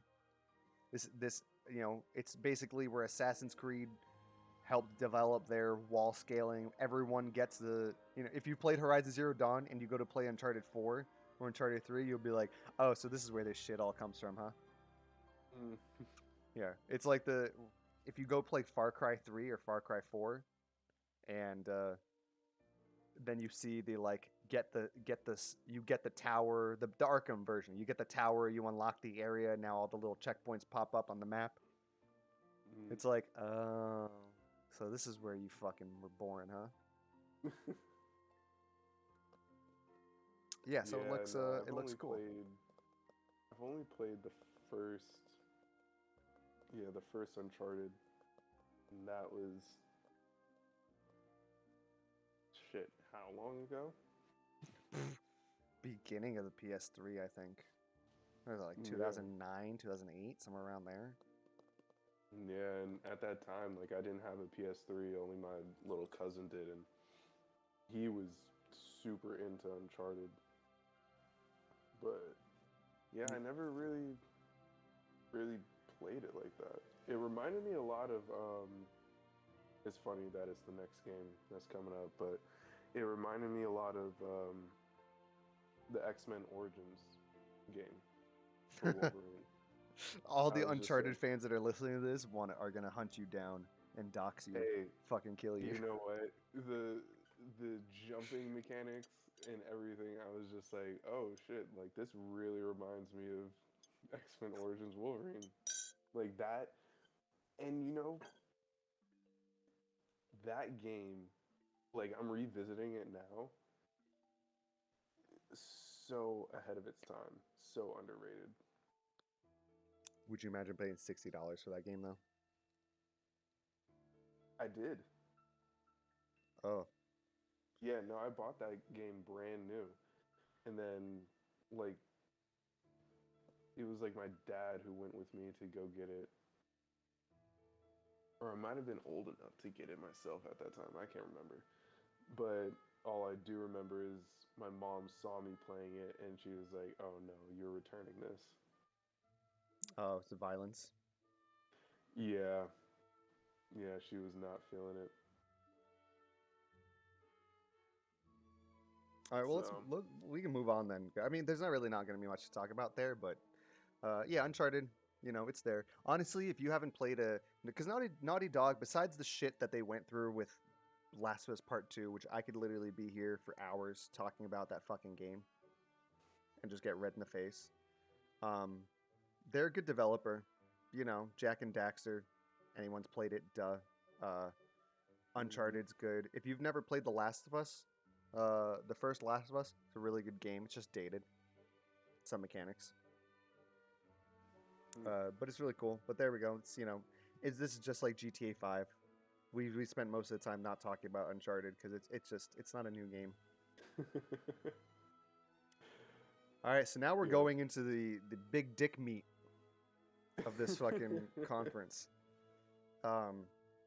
Which is kind of actually upsetting because none of these games have release dates. Yeah, and one of them doesn't even have a trailer. It just has a teaser. But we're gonna go into it. So Marvel's Wolverine. I knew that there was something in the ether of an X-Men game. I've heard this going around for a while. I didn't know what studio. I didn't know in what capacity. As soon as I saw Marvel and then I saw Insomniac, I was all hyped for the game that's going to come up in two games from now. And then I saw the bar and I was like, oh, here we go. This is really exciting. Especially because it's Insomniac. Now, if this were like when I saw the Guardians of the Galaxy and it was Eidos Montreal, I was like, I have to see more. Let's see. You know, because this is not somebody who's already done a good superhero Marvel game that I can go off of recently and be like, hey, yeah, I trust that. But this is Insomniac taking Wolverine. Great. Awesome. Insomniac knows how to make a light story dark, so I can't wait for them to make a dark story even darker. Yeah. Or a dark story light. This is going to be really cool. Yeah, this is going to be really, really cool. Honestly, it's probably going to end up being mature, which it needs to be, being a Wolverine game. Like, you're already seeing his hands covered with blood, so it's like you see what direction that they're going in. But when they were like, also what you were talking about before, how you were hearing about an X-Men game being out there, like I was hearing about that too, and I really thought that they were going to go in the direction of like another team-up game, and I'm so glad that is just a solo game. Like, just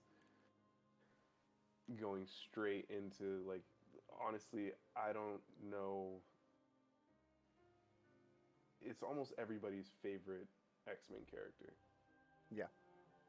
You know, there's that small pocket of people that like Cyclops, and they hate Wolverine fans and everything Wolverine. So I'm very most happy. Most people who like X-Men though like Wolverine. Yeah. It's just like Cyclops is trash. Yeah, and full for and like to be fully upfront here, I fully expect, because it's Insomniac, I fully expect them to have some sort of tie to either Spider-Man, or at the very least, there's going to be other X-Men in this game. There's going to be Professor X. Yeah. There's going to be Sabretooth. There's going to be Cyclops in some capacity. I don't know if there's going to be Jean Grey. I don't know if there's going to be Magneto. I don't know if there's going to be, you know, what other villains there will be, but there will definitely be Sabretooth has to be there. Sabretooth will be there. There will definitely be not Task Force X. The I always forget the compound where he gets his adamantium, but that will be they will be in there in some capacity. It's going to be, I feel like it's going to be more of a grounded Wolverine game. It's not going to be, it's going to be just like Spider-Man. Like, Spider-Man does not really have a connection to the MCU. It actually has a lot more of a connection to the Ultimate Universe in comics than anything. Yep. And look how that turned out. They took a lot of small, obscure things. They made it a grounded, real small story to begin with, and it's going to be going bigger and bigger. Yeah, and you know, honestly, the way that I saw it, I was like, I've seen this bar before. Like, where have I seen this bar before? Wolverine has been in a lot of bars, but this looked very eerily similar to the bar that he was in when they did that whole Wolverine Spider-Man Marvel Knights. And it seems like they're kind of taking a page out of that with the Marvel Knights series. Because even with Spider-Man 2... We'll get there. We'll get to it, but it was just like, oh... Yeah, it just brought me back to reading comics. Like, I'm very excited for Wolverine whenever it comes out. Yeah, it's on a slightly higher scale to me than Knights of the Old Republic, but it's in the same tier of, like, I didn't see anything. I have nothing to go off of. But the only thing I have to go off of this studio loves these IPs, and they've already done a really good job. So I can't wait for you guys to show me what you've got there. Seriously, I'm very excited. I screamed like a little girl and it's so Yeah, that bad was also because one of the whenever games I was like, and she was like, what? What's wrong? We were in the car. I was like, nothing, nothing. It's just a video game. She's like, oh, God of War. I was like, no, not yet. Just, not yet. just I was surprised. She was like, okay. She like looked at me like, what's that? I was just like, because it was just like it's just that reaction of just like, oh, that's not what I would think.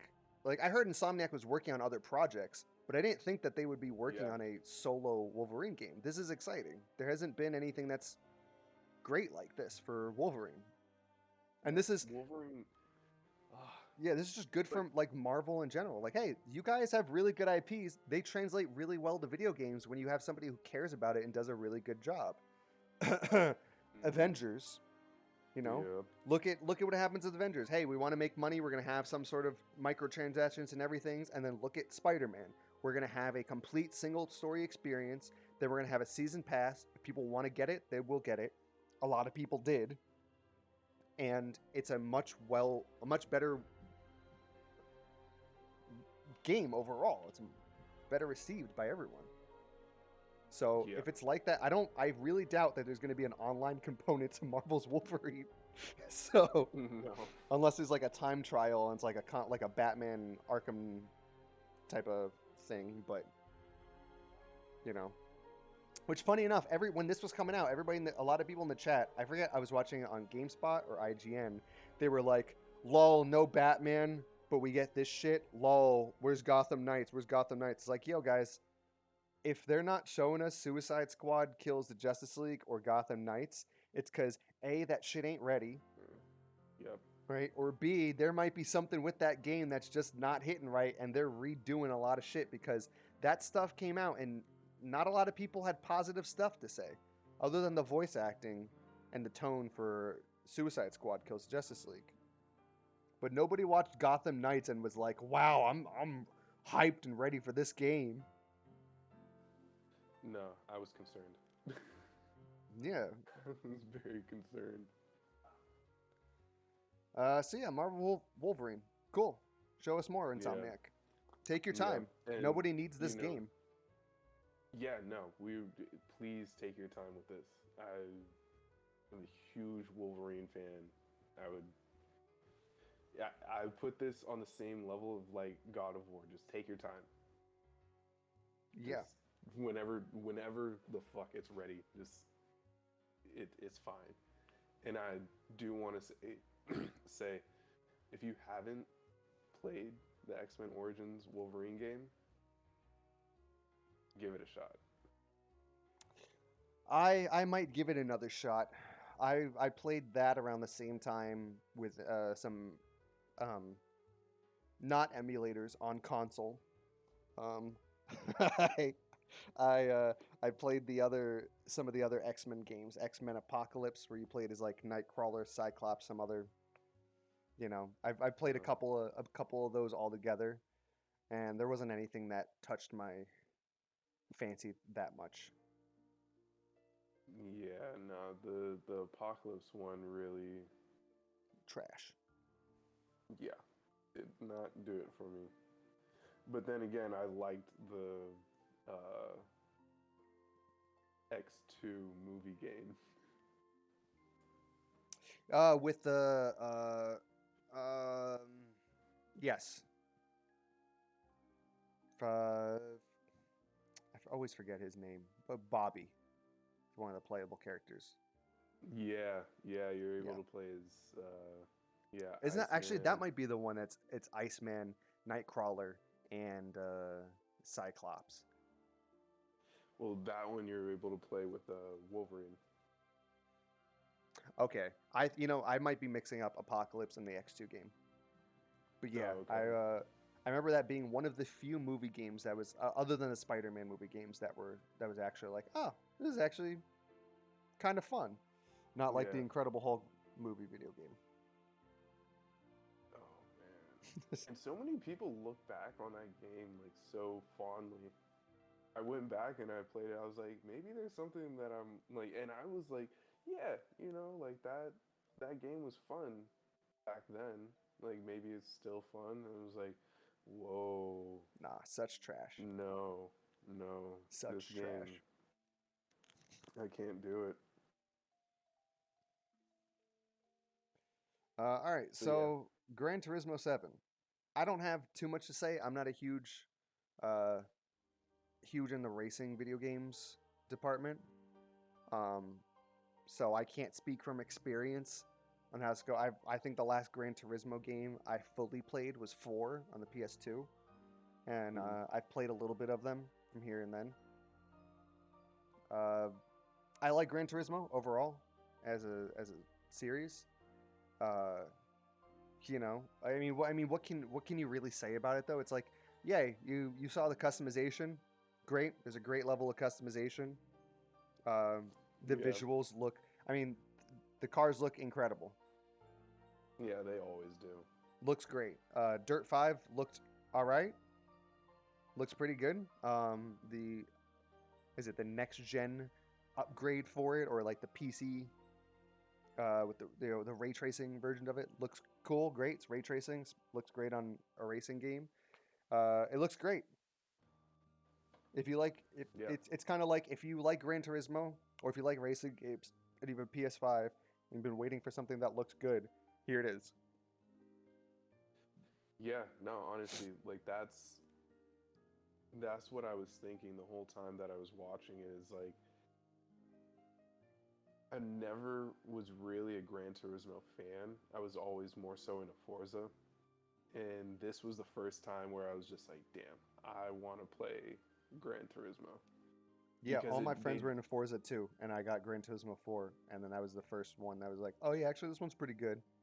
But it's mostly been everyone who's like a racing fan. It's always yeah. Forza or your Need for Speed for your kind of more junky Mhm. version of it. But this looks, I mean, there's nothing that I mean, it's kind of like it's a racing game. What can you really say from a trailer that just goes through customization and looks at the graphics? Like, I have no idea. It could have shitty game modes. It could have a shitty UI. It could have a horrible frame rate. Who knows? But as far as what I can see, it looks great. Yeah, no, it looks good. I'll probably try and play it at some point. But It's another one. It's like I don't know about full price or anywhere near full price for me, especially because I'm not a huge racing fan. oh, But if dude. this were on a PlayStation, if this were on PlayStation now, even for a month release at some point, Mhm. I would pay $10 for PlayStation Now for a month to play this for a little bit. Yeah. And then you play whatever else is on PlayStation Now that you want to play at that point. Mhm. Old PS2 games, some PS4 game you don't have anymore, whatever. But this is exactly like it'd be nice for them to either add more stuff to the PlayStation Plus collection or just make PlayStation Now better. Yep. Yep. Yeah. So That racing part. fans, there you go. You finally got everybody's been waiting. Like, where's Gran Turismo? Where's Gran Turismo? Just calm the fuck down. Yeah. It's gonna come out. It's Sony's big racing game. You know, there's no competition really with what Dirt 5. Yeah. Like, Yeah. it's here. Nothing's. Yeah. And you talking about a $70 game, like that'll probably end up being $70 at release. Oh yeah. Oh yeah. But how much is that going to have into it? How many maps are there going to be? How many game Oh, a modes? ridiculous amount of maps. Online? How long is it going to take for customization and building up that? That's the kind of part where it's like, if you're a racing fan and you buy these Gran Turismo games, or you buy like a good racing game when it comes out, like you will get your hour per dollar gameplay for per money. Like you will definitely. That is true. It is very true. But I'm not going to be one of those people that's paying $70 for it. I'll Yeah. pay $60 for it 3 months later because it's not going to get any lower than that. Like, I swear to God, dude, like, you go, even the latest Gran Turismo game that's still out now is like still 60, like, it's either 50 or $60 still. I'm just like, this came out in 2019. Yeah. Yeah, well, the PlayStation stores are rackets. These online stores are a racket sometimes. You know. Oh, You dude. know what I fucking love too? I Yeah. love whenever I see Xbox's monthly games. I think PlayStation just recently did this, like a month or two ago. But they've been doing Mm. this since fucking the series has come out, or at least since I've been paying attention since like last October, last September. And they'll literally be like, you get $120, you know, value of games. It's like Gears of War 5, $60. It's like, no, that's how much you have it as a new fucking game on your goddamn website. Like it ain't a $60, or they put it as like $40. It's like, bro, it's $40 for the ultimate edition at GameStop right now. Like, stop breaking my balls here. This is not Yeah. an $80 game or a $40 game. What are you talking about? Absolutely not. All Oh, right, man. so finally, the big dick meat. Now we're getting to the thickness. So the first surprise, honestly, I did not expect to see anything of this game. Once we got Marvel's Wolverine, and since we got something around Guardians of the Galaxy, I did not expect to see anything on Spider-Man. I asked her, Yeah. I was like, okay. She was like, do you need me to turn the music down? I was like, no, I don't really need to listen to a lot of this stuff. I can hear a little bit, whatever. Like, I'll rewatch it anyway. As soon as this came on, I was like, Mm. pause, rewind 10 seconds. I was like, sweetheart, can I have you lower this? Like, I need to, like, because there's somebody talking. I can't hear them. This is going to be important. Um, this is another game. We saw nothing. It has a general. It's everybody's complaining about its release date 2023. Who cares? Do you want it to come out 2022 and be like I don't Cyberpunk, give a shit. or do you want it to come out Mm-hmm. 2023 and be a complete fucking game? Like, this Exactly. is what you guys want. If you guys want that type of shit, go ahead, pay $60, go through the bullshit of a Sony refund, then rebuy the Mm-hmm. game when it comes out a year later fixed. Like, so that's all I'm gonna say on that. Whatever. 2023. And it also says 2023. Doesn't say when. Could be Yeah. Q2. Could be March to April or March to May. Or was it Q2 is April to June. Could be towards the end of Mm-hmm. the year. Okay. We're at the end of 2021 right now. Like, do you even have a PS5? If you don't have a PS5, why do you care? Like, you might not even be able to get a PS5 till 2023 in stores consistently. Like, why do you care if it comes out? It's not out next month. You don't have a fucking PS5. What do you care? Who gives a shit? So, Oh man. yeah. The stuff that we saw, we didn't really see much. It was all CGI. From what I could get, again, I'm a decent Said captured on PS5. said capture on, Captured on. on PS5, but it looked like just a CGI cutscene. Yeah, It didn't look like an in-game. Yeah, there was no in-game gameplay or whatever. So it looks like Oh yeah. the main villain of the game is not what I was expecting, because we saw what I thought was going to be the main villain at the very end. The main villain is going to be Craven, which is really nice. Again, this is Insomniac going like, hey, we have how many fucking supervillains? Not everyone has to be Venom. Not everyone has to be Green Goblin. Not everyone has to be the big fucking world enders. Mm-hmm. We don't need Madam Web showing up at the end of the first game to set up the multiverse. Who are we going to have? Craven. He's got a ton of fucking great villains. Craven's one of them. So great. It's Dude, another Craven. grounded main villain. And see, this is the thing. It's going back to like a really like I don't know anybody who's read Spider-Man comics that doesn't love this story between Spider-Man and Craven and Venom.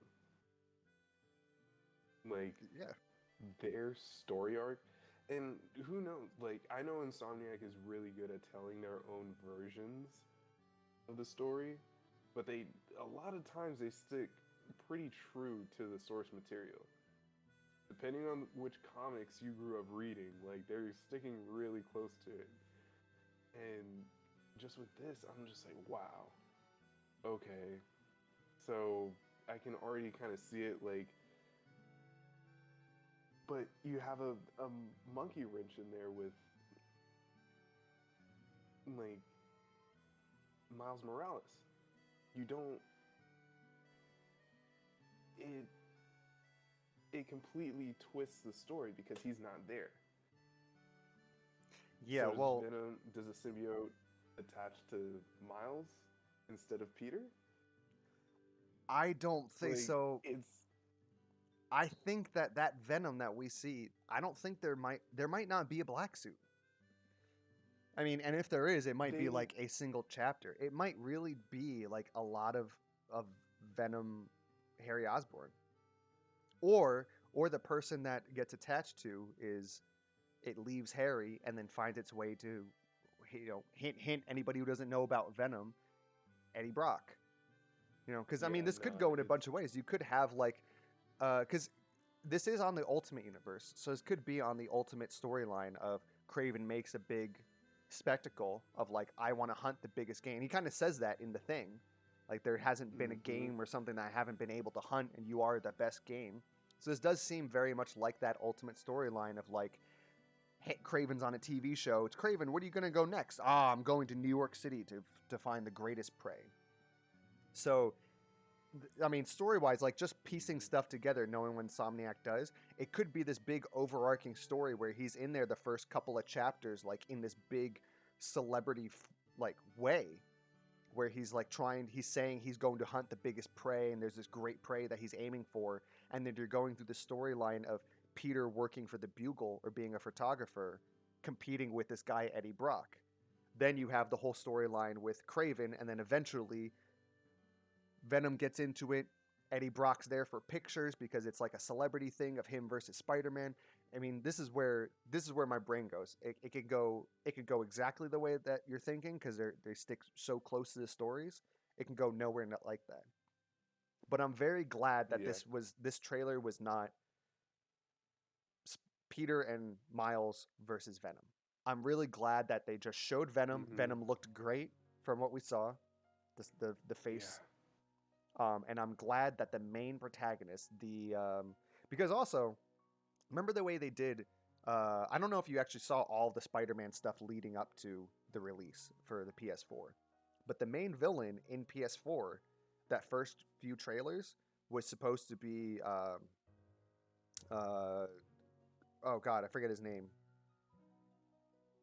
The one who runs the community center, Oh, Mr. Negative. I yeah, kept thinking Mr. Mr. Sinister. Negative. He was like, it was him over and over and over until we got the trailer that showed um, the jailbreak scene from the raft, and then we're having that electro chase scene, and then you see this like the Sinister Six slowly come up, and then everyone's like, oh shit, the Sinister Six is also in here. That's the same feeling that I'm getting of like the main villain or the overarching person that whole like first 2/3 first half of the game is going to be Craven, and then it's going to really unfold into some really bad traumatic way of Miles, Peter, and Venom. Yeah, yeah, I feel you on that. And I completely forgot that Harry Osborn has a symbiote on him right now. But that's what he could not have this. That's the thing. He could not have the symbiote. He could have the symbiote taken off of him. He could then turn into the Goblin because Yeah, we've already got the lab set up there. Um, I know like I'm pretty certain that you're going to see the Lizard. He's going to be another sub person because what are other villains that fit in with that, like the Mysterio? If you're going the celebrity way and you're going the Craven the Hunter way, you'll probably actually see Mysterio. He was hinted at in the first game. mm-hmm, You will yeah, probably see the Lizard. I mean, he's a Spider-Man villain that's more game for Craven to hunt. mm-hmm, So, and again, another person who's hinted at in both games. yeah, So there's a lot there, and even if because I replayed the original Marvel Spider-Man, and I've seen a lot of Miles Morales over and over again. mm-hmm, Uh, there's because they are going that ultimate route where his parents are the Secret Service agents or work for the government in some way. There could be something of like he works for like Harry or not Harry. Norman and them used to work together for the government. Norman went off, did his own thing for the company, still doing secret experiments. maybe has his own Sinister Six because Norman Osborn has him at the comics at some point. You know, there's all these routes that they could go, and it doesn't even really matter. As long as they keep the gameplay from Miles Morales, include Peter to have more abilities that make him better, which you can see from the spider arms. Yeah. So as long as they make Peter be on the same level and as fun to play as Miles on that way, and then have a really cohesive switching character mechanic, cool, great. 2023, have it be 2024. I don't give a fuck. Yeah. Great. Exactly. Thank you, Insomniac. Did you notice that Miles was like pretty much the same height as Peter now? Yeah. He looked better too. It looks like a little bit of a time. More in shape. Yeah. Yeah, he's not as skinny. Yeah. So this is some time, whether it's 6 months, 3 months, a year. This is some time after Miles Morales. I can't tell the time of the year. It doesn't look like it's Christmas. So maybe it's 6-9 months later, because that game does fall right in Christmas. Yeah, no, it seemed like it was. I mean, it's nighttime. It's also a quick scene, so. New York. Yeah. It always looks gloomy. So yeah, I was completely really completely shocked with that. I didn't know that they were actually going to show something, and I'm glad they showed exactly what they showed. If they showed no Kraven, I would have been like, cool, but I really don't want this being a Spider-Man showdown. Like, I want a grounded story because that's what Insomniac fucking does good.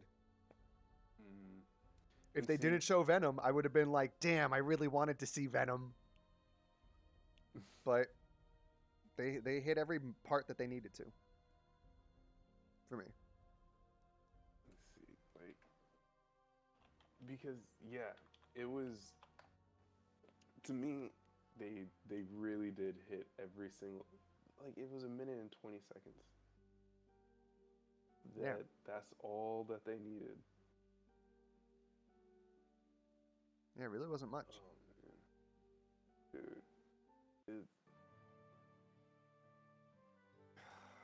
It just looks so good.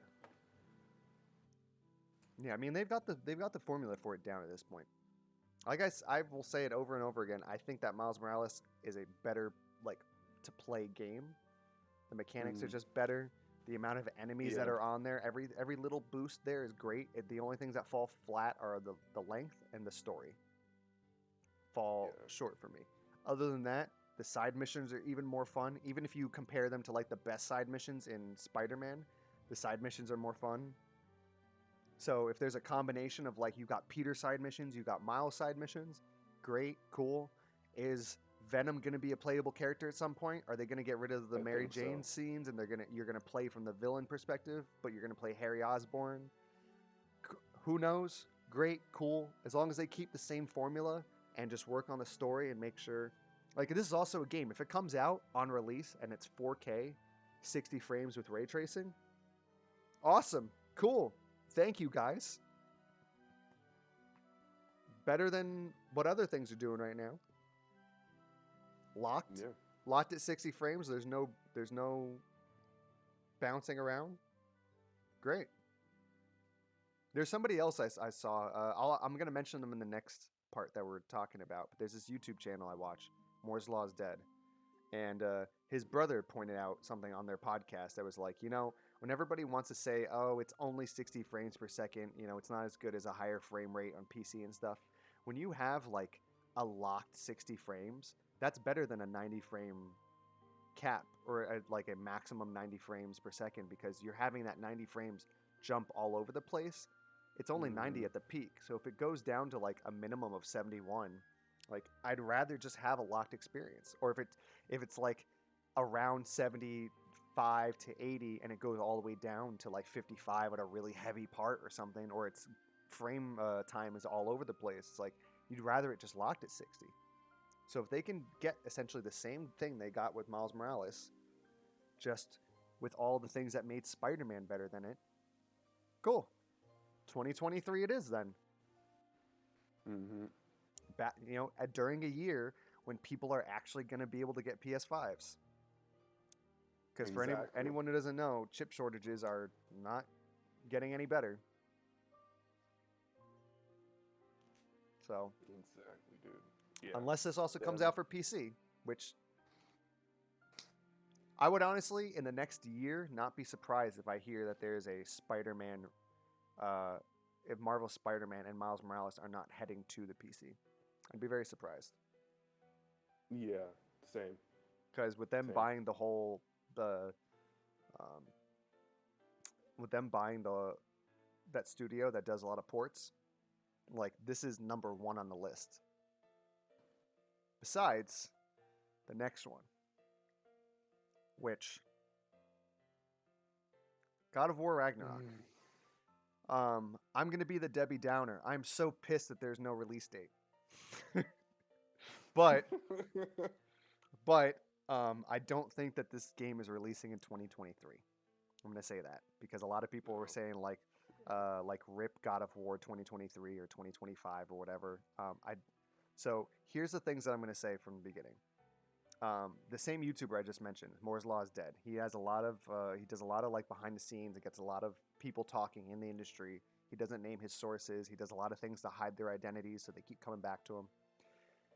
A lot of sources, not just one, told him behind the scenes that God of War, when they released that 2021 in the last teaser they had, they were really planning to release God of War at the end of this year. When they released that, Sony really was getting ready to release that this year. Why they didn't, whether or not it's because not enough people have PS5s and they didn't want to release it because it'll hurt sales, whether or not it's because they wanted to put more polish on the game, whether or not it's because, hey, Xbox has nothing. Why do we need to blow our load when they don't have anything that you need to buy the Series X for over a PC? Mm-hmm.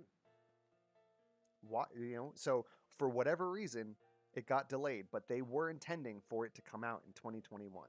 So the fact that there's no release date means that it's probably in its final stages, and they're understanding and trying to figure out exactly when they want to release it. So for me, that makes me think maybe an online component. Maybe what they're really trying to do, what a lot of PS5 games kind of suffer for, are going backwards in PS4. Because something like Final Fantasy VII Remake got delayed. Why did it get delayed? Well, some people behind the scenes also saying that it wasn't ready for PS4 because it needed to the lack of RAM and how weak the CPU was. They needed to make some changes to the game, so that's why it got delayed. It wasn't because the game wasn't ready. The game was ready. It wasn't going to work for the system it was going to come out of. The exact opposite of Cyberpunk. So it could have gotten delayed because the PS4 sucks and they're just like, okay, we need to rework some stuff. It could be because not enough people have PS5s. Who knows? So now that all that stuff's out of the way, overall, they showed a lot. They showed a lot of gameplay. Yep. They showed a lot more gameplay than the first trailer for God of War 2018, and that came out like 18 months after the trailer. They showed so much in the trailer, like this is within a year. Like end of 2022 by the latest. I don't see any reason why this needs to come out before Horizon. Yeah. I would be if we don't hear anything from Sony Santa Monica in the next month, I would say it's probably going to be sometime between March and May of next year. I could see that. If we do hear something, if there's going to be like, oh, there's going to be another update on God of War Ragnarok, I would not be surprised if it comes out like January or December. I don't think it will, but I would, as far as Sony, who wants to compete with Halo and take sales away from that, I don't think they're really going to. Like these games, they're not in the same market. It's not like their shooter game is coming out the same thing. So I really think 6 months, 9 months, this game's out. It looks done. Yeah, it does. They look showed done. a lot, like a lot. Yeah, yeah, and really, I was super excited to see like everything that they showed. I'm happy that they showed it because it got me hyped up. It didn't give away too much of the story, but like I just need to talk about it. It's just like Cory Barlog not being the director. That felt weird to me. Just because like even when you go back and you play God of War 1 through 3 is like which were like at least for me like my favorite ones were like God of War 1 was good. God of War 2 was great.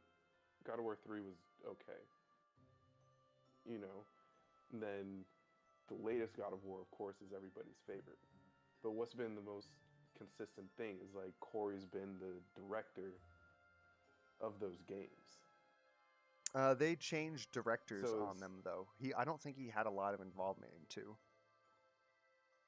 From what because I he from what I left know. midway. Yeah, they didn't use a lot of his stuff. Yeah, yeah, But he was none he of was. that. It's kind of like I don't want to say like this game's gonna suffer because of it though. Because he's involved in it. He's involved in other projects. He's not the director. So I'm sure they're Yeah, using him as a not a crutch, but like he's got to be in the room constructing everything, and everything is made off of hmm that game. So it's like, yeah, what do we need to know though? That from it's like from there, the models and the world's all going to be the same. We got the voice actors. The music's going to be similar. yeah. It's like you But might not like this as is much story beat and changes. Like there might be a few there that you don't like as much, but a lot of the stuff that's solid from that game is still here. Beside that are outside of his control. He already found the great cast. He already got the great people doing the music. They already got the great gameplay. It's just the direction, which he's involved with. yeah, He's not the creative director anymore. yeah. But the more that I listen to the guy, I think his name is Eric. I don't know his last name. It's so weird. The guy just introduced him. Was like, now we're joined by Eric and Corey. I was just like, are you on first name basis with these guys? Like, please give me their last names. Like, I don't know this guy. But like the new director Eric, he just the way that he continued to spoil shit. I was like, oh my god. Because Corey was the exact opposite. He would be like real fucking coy about shit. He was like, well, I don't know who that is. And it was like that person Yeah. at the very end of the trailer. I was just like, wait, who the fuck is that? Like, part of me, like, I was like, is that Artemis? Like, I don't understand why that would be Artemis. But I'm seeing centaurs, and obviously they're going to be going back to Greece because of that. So, like, I, it really put a question mark in my head. But then I'm seeing like the ruins. I'm just like, all right, so she can't be Artemis. Like, who is she? She has the runes that And looks like the giants all use though, yeah, exactly, exactly. but they just didn't come out and say it. It's more of it was there for interpretation. He just kind of said it. Oh yeah, no, Yeah. he said who she was, and now we all know. Like, oh, okay, that's Atreus' wife.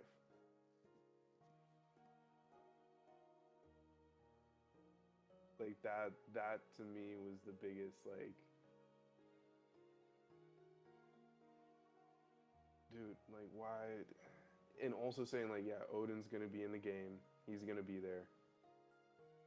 Like, bro, leave saying like, oh yeah, this is Ragnarok. Ragnarok's gonna happen in the game. Leave some mystery to the shit. Like I don't know, that just really because after the trailer, I was super excited for the game, and then after he was like talking about everything, I was just like, all right, well, I'm not as excited about this as I was, just because you decided to be like, oh yeah, let me reveal a whole bunch of shit about the game just because I want to talk about it. Like I get it, but it's just like, I didn't feel like really? anything was really revealed though, other than the names. Because he didn't talk about it. I mean, here's the other thing. What if the game is called God of War Ragnarok and they left everything coy, and then there is no Ragnarok till the very end, and it leads into the next game? I would have been happy with that. I don't think I would. Really? Because it's like why is it called Ragnarok? You know, so it's like being coy only works if there's a if you're not gonna let him down. I don't feel like anything that he said really spoils a story beat other than talking about the girl, which you can kind of interpret because she looks more like the old gods type of way. Not the old gods. The gods that are in line with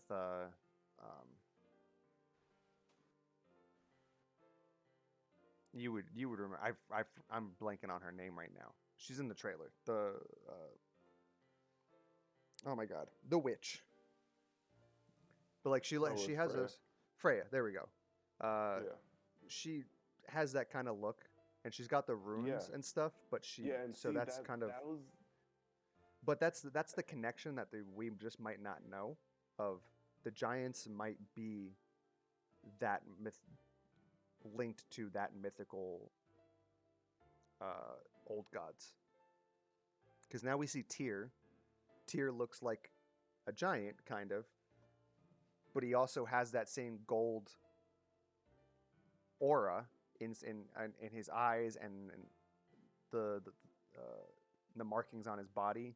So there just might be a connection between those two that you don't know.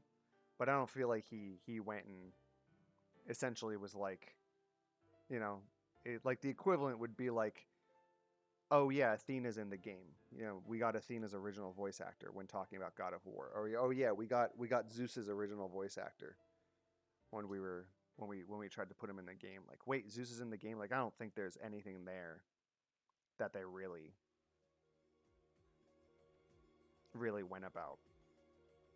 Because they did the same thing for God of War 1. They did the same thing of like, oh, who is this person? And they elaborated like, oh, this is this person. They're voice acted by this person. They were really excited. We went through a lot to go and get them because they want to promote the actors as well. So I don't think they're gonna promote story beats, but they're definitely gonna promote a lot more of the characters that are on there because that's really what the promotion's more about. It's not gonna be about the story stuff.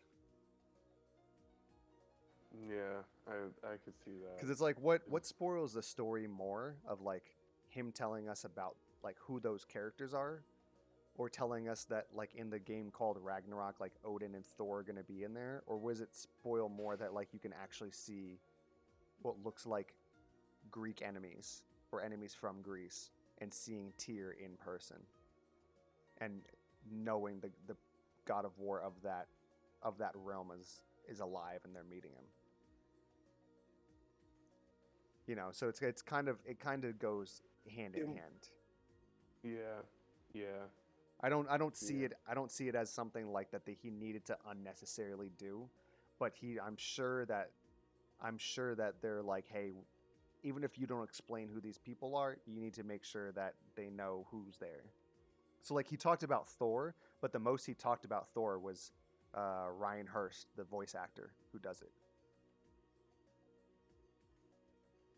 So it's like Yeah. it's more of And a then also promotion there. described like, yeah, yeah, described how he's gonna be characteristically as Yeah, well. they're like he described more of like he's not gonna be like the Thor everyone knows. He's gonna be more of the mythological biblical Thor. Same with Odin. Odin Yeah. doesn't live in a castle. You Mm-hmm. know, that he's not surrounded by gold plating. There's not big armies and everything like Odin is what he is in the mythology, which isn't much different than what they did with the original God of War stuff. It's just it's been a long time. You'd have to Yeah. like go back in history to see that. So Yeah. yeah, they did explain more, but that's kind of the part, like the thing that gets to me the most is there's no release window. There's no release year. So it's Mm-mm. like if we got the release year of like 2023, I would be very worried if we got like about the information they said, because that leaves an entire almost 2 years, depending on if it's the early or beginning part of spoiling shit. You know, Mm-hmm. if this got released of like Q2 2022, then I'd be like, "Oh shit, you know, this is pretty much done." There's really not going to be more than maybe 2 trailers. One of them's going to be gameplay oriented mostly, and one of them's going to be a story one. So it's Yeah. kind of like I can't really comment on the spoilery aspect of that because I have no idea when this is coming out. Like this could come out in December. It really looks done. This could come out in December. And if it does, it's kind of like, "Oh shit, well, here we go." You know, but Yeah. if it doesn't come out till next September or the May after that, then it's kind of like, that's a lot of room to talk about it. But Corey was also there and he didn't say anything, so I don't think it's going to be the same thing. Like look at God of War and the way they handled it. He's did the same thing of like, this is Freya, here's who voice acts her, here's who does it for Balder, here's how we got them. We knew Thor's sons were going to be in the game. They got revealed. They told us somebody else, um, and like we got the names of like characters that were there, but we had no idea what was going on until like you had no idea you were actually going to go to Jotunheim. You had no idea the Blades of Chaos were there. We had no idea Mm-mm. that Zeus and Athena were going to be in the games. So it's like they're it's like the same thing that we were talking about with Guardians of the Galaxy. It's like they've essentially just told us all. Like in this trailer, we just got the main bad guy, we got some of the major players, we got the dog, we got the world mine now. You know, Mm-hmm. we've got that stuff, but I'm sure that outside of those things, there's still going to be at least 2 or 3 characters who are going to be like, "Oh shit, they're in the game." You know, Yeah. we even I got to mean, see Mantis for a second in this new one. So I'm sure there's going to be other yeah. characters that are going to be like, "Oh shit, they didn't talk about that." But there's also going to be moments with these characters that they show off that be like, "Oh fuck, that's a cool aspect of that character." I think it's going to be the same of that. Like if they literally come out and say like, "This is what's going to happen with this character," then I would be worried, but I don't I wouldn't take what this dude just said here as the most uh worrisome thing without a release date. Yeah. Yeah. But that's exactly why I'm like, the pissiest part I have about this is there's no release date. I'm like, this looks so fucking good. It looks done. Yeah. It does look done. Definitely does. It looked. We went to a couple of different places. We didn't. We really like in the first game. I think the first trailer, the last game, they only showed us like in game, uh, one area because the rest was mostly cutscenes. Mm. And then it was the second trailer that we actually went around, and that was closer to like 9 months out to release. And how many, like, it was so many different enemies that you fought in this trailer. Yeah, So many. So it's like, yeah, it looks like it's pretty much done. Um, it's really interesting to think about like what how they're trying to play this because like Eric said, I feel very disrespectful because I don't know this guy's last name. I wish I did. I would say his last name as well, but he was saying that this is going to be the end of the Greek pantheon. or not the Greek pantheon, but the Norse pantheon. Norse pantheon. Yeah. So Yeah, I think the other dude said that too, not Corey. The other one. He also said that in the beginning. But yeah, they did say it's going to be the end of the Norse pantheon. One of the I know who you're talking about. I can't remember what he exactly does. The one who was interviewing them, yeah. Mm-hmm. That dude. But you know, that's also, it's not called God of War 5. I mean, this also leads to the reason why God of War 2018 isn't called God of War 4. Yeah. You know, because then 5 would mean that there's a 6, because it's usually in trilogies. You don't normally leave it in that. God of War Ragnarok, well, Ragnarok kind of is Ragnarok is the end and the beginning. The end, yeah. Wherever we go from here might just be God of War, and then whatever the fuck, and then you go to Egypt and Japan and the other gods of war. Something else there. I have no idea. I can't really get a lot from the trailer too. I can just get a little bit about their relationship. I can get the gameplay. We haven't seen much change except now the Blades of Chaos are a grappling hook, which is like, oh yeah, duh, great. every other game does that. It's like, oh yeah, duh, he's already got a grappling hook. Exactly. That part was really exciting to me. I was just like, yes, they finally brought it back. I don't think we saw anything else like new besides like maybe the way that he does gameplay and all the enemies. Like the way that he fights looks a little different. The shield.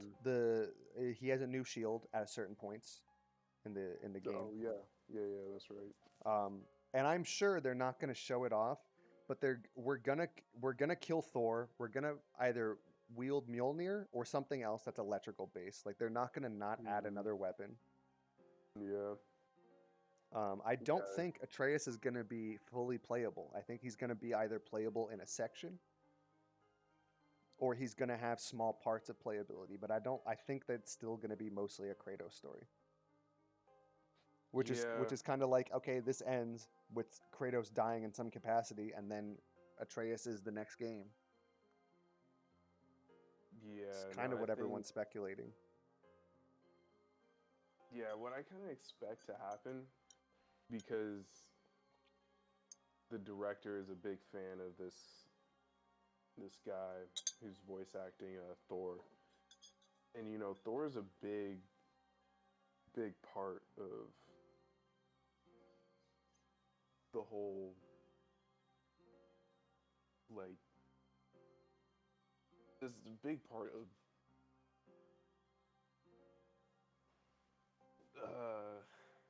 mythology, Norse mythology, and I don't think that they would, because the way that I think Ragnarok is going to open up is actually from that scene at the end of God of War, and you can see then that Atreus is still young.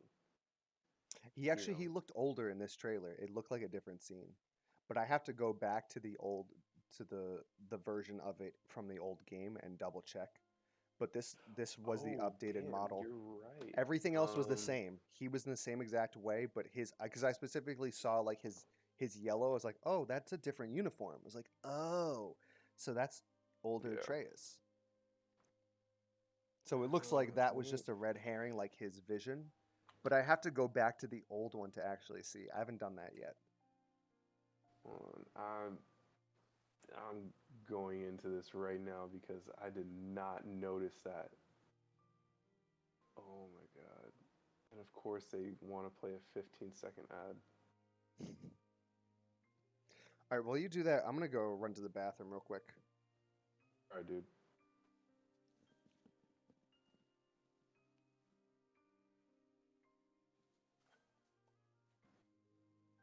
Okay, so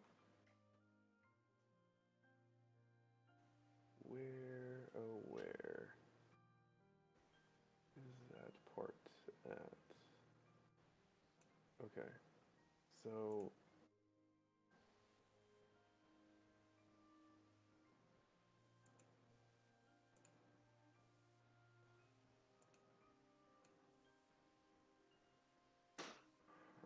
Okay.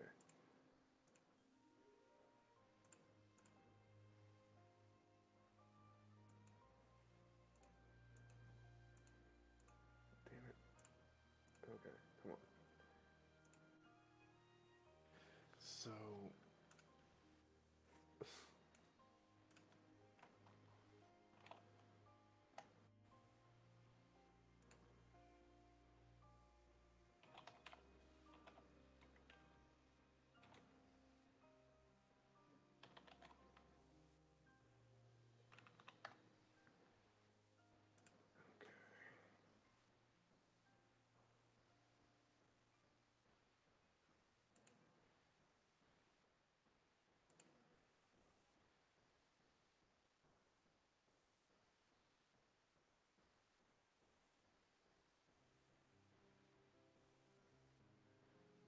Okay, right there, he's in yellow.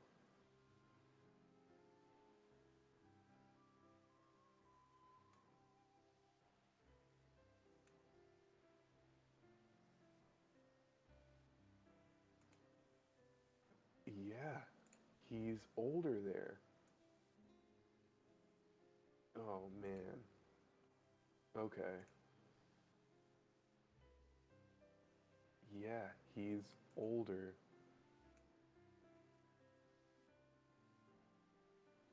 Wait, hold on, hold on. Did they build a second story to their house? Or did they just rebuild that and then build an awning? Olena says, insert racist comment here. In the quotation. No, she said supposed to say hi, but you know me. Exactly. Oh my god. So yeah, no. I'm going back and forth between them now, and it's, you're in very similar armor. But it's a little different, right? It's the hairstyle that gets me. It's a little more. Yeah, no, he's older. It's visible that you can see it because on the cutscene, Atreus is like up to his elbow, and in the new one, Atreus is like right at his shoulder. But also, wait, hold on. Let me. Yeah, no, he's right at his shoulder. And they're already outside. I don't. It doesn't look like the door is open, but it Is the might door be. open in the original one? Yeah, they go outside and open up the door. And even if the door was open, I don't I don't think it had those slats in the back because it's showing lines instead of slats. But that's just minor details. But it's just like, yeah, I don't know. It Yeah, we're seeing. I mean, I'm looking yeah. at a little. I'm just looking at the base, just the trailer a little bit. We're seeing a lot. We're Mm-hmm. seeing daytime without anything being frozen. This looks like a Yep. completely different area, like a completely different section of the realm. There's. I can barely make it out. There's somebody walking on a bridge. So this might actually Oh, and they're be. checking them out. Yeah, this might actually. There's people walking around. I can't tell what type of area this is. It it's still it I'm pretty sure it's Asgard. because it looks like where Brock and Sindri are at. It's also transitions in that scene. Yeah. Yeah, no. And that's weird. Like, why would Brock and Sindri be in Asgard? We also have scenes a bunch of different areas. Like we have the scenes with Kratos without that cover on him. Then he's got that cover in a couple of Mm-hmm. different scenes. So there's a there's a lot all over the place.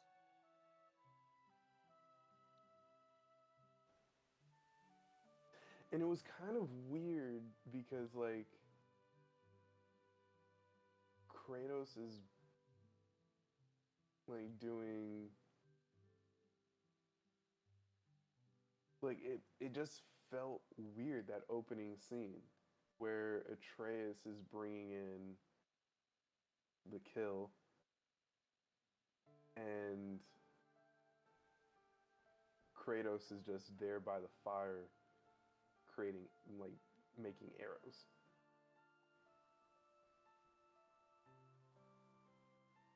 So, oh my god, so they just showed you the whole scene of saving Tyr. Yeah.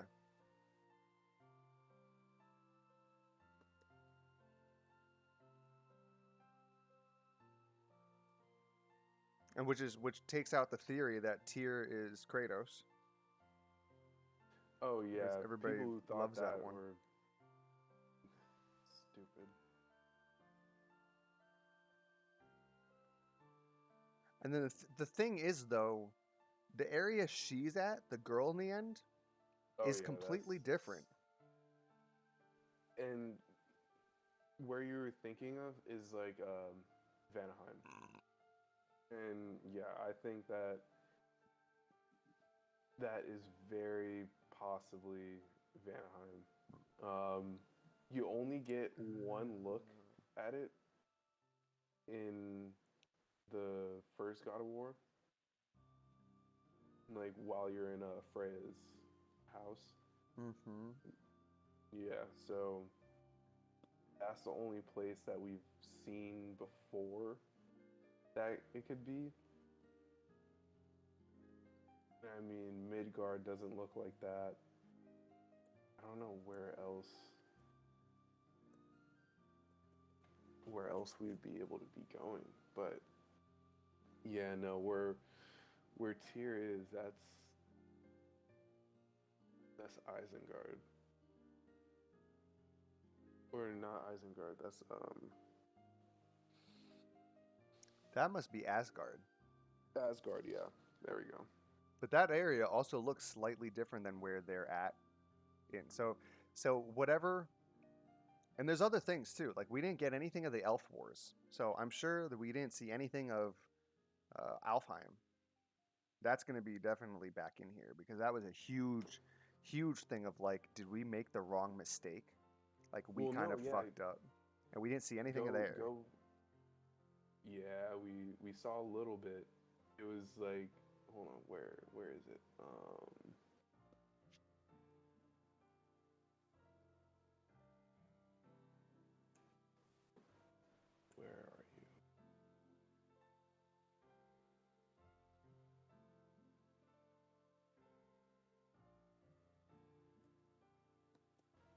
Ah, there we go.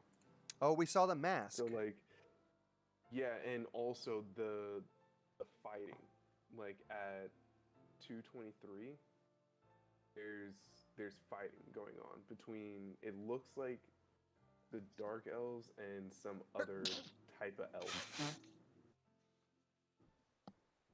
Because you can tell it's a dark elf because of the way the spear that they have and also the energy attack that's thrown out. But yeah, that second elf,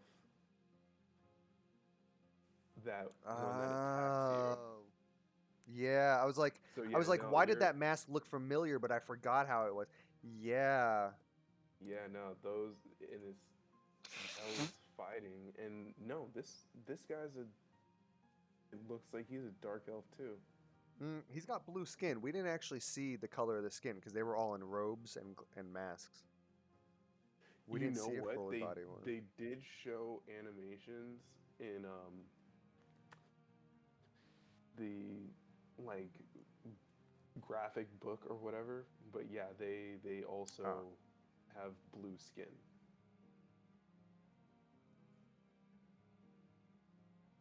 So yeah, no, this definitely could be a light elf. Okay. Yeah. So they did. I was like, the only thing they really didn't show that connects to the last game, other than hell, or I mean, not hell. Oh God, the lava world. I always forget wherever. But I would think that anything they're going to show there, because if it has to do with Ragnarok, it's going to be a fucking spoiler. So Yeah. I mean, they showed the thing is, M- they showed a lot. Muspelheim or whatever.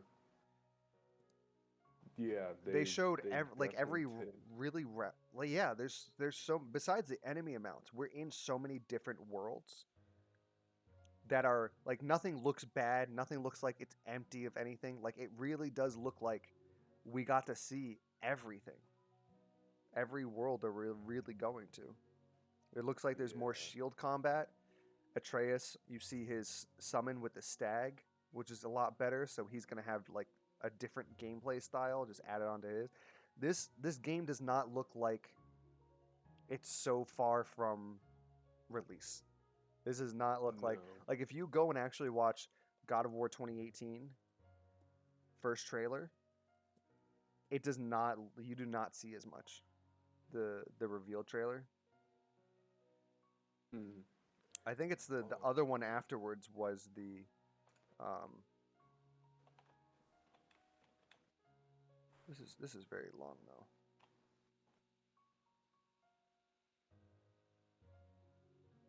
Okay.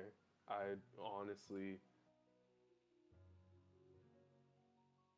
I think that the dogs that are pulling the sled are Skull and Haunty. Yeah. One of them's lighter, one of them's darker. Yep. And just the fact that the one on the left has an orange tail, I'm just like, yeah. Also, everything uh what we saw of the reveal trailer in God of War PS4, a lot of that stuff did not actually happen. It shows the first scene miss like out of order completely. So Hmm. it's not even true to the actual thing. It just showed a long like beginning portion of the game, and then it goes after the troll fight. I think is when it goes into the story stuff. Oh yeah, it's after you shoot the thing, and then it goes oh the back bit. Yeah, and you see a dragon in the background. It does not have the same feel. Like this looks like a real trailer. This looks more like the trailer where we see what's his face, the uh, uh the world snake, which was the second one. This Mm. felt like we Yeah. saw a lot of other because that's the first time we saw Alfheim. You see the elves in the white cloaks coming past you. You meet Freya. You meet Mimir in that trailer. Like you meet actual characters because there's substance to go on. This does not look like a first reveal teaser trailer. This looks like, you know what? We don't want to give you a date because we want to like some sort of shock element. Or we want the right to be able to not say that this game is delayed anymore and just be like, yeah, it's tentatively delayed, but we're not going to give you a date because we're just gonna we'll let you know when it's going to come out. But it looks like closer to done than anything else that was here. That's not coming out in the next month. Yeah. Like for as much gameplay as we saw of what's it called, Project Eve, this looks pretty much just as done as that, and that showed like 2 minutes. You know, this looks like Deathloop, where it's like, yeah, this game looks like it's ready to come out. But there is about 11 or 10.5 million PS5s out. That's really kind of, you know, it caps the amount of PS5, like that caps the amount of sales they can have for that. Or the other thing is, this is could be a Final Fantasy VII thing of like, hey, you know what? It's ready to release now for PS5, or pretty close to now on PS5. But in order for us to get this working on a PS4 so it doesn't look like hot dog shit, we need some time. Which is exactly Final Fantasy VII Remake. You go to play Final Fantasy VII Remake, like you've played a little bit of it. The character models look amazing. Yeah. Cloud, Tifa, Bear, all the main people look amazing. Enemies look pretty damn fucking good. You go to the doors, or you go to like the sub NPCs on the side, and it looks like hot dog shit. It's like it's not Like, that's what held it back. Having to be like, what cuts do we need so that we can get 30 frames per second? Or close to it.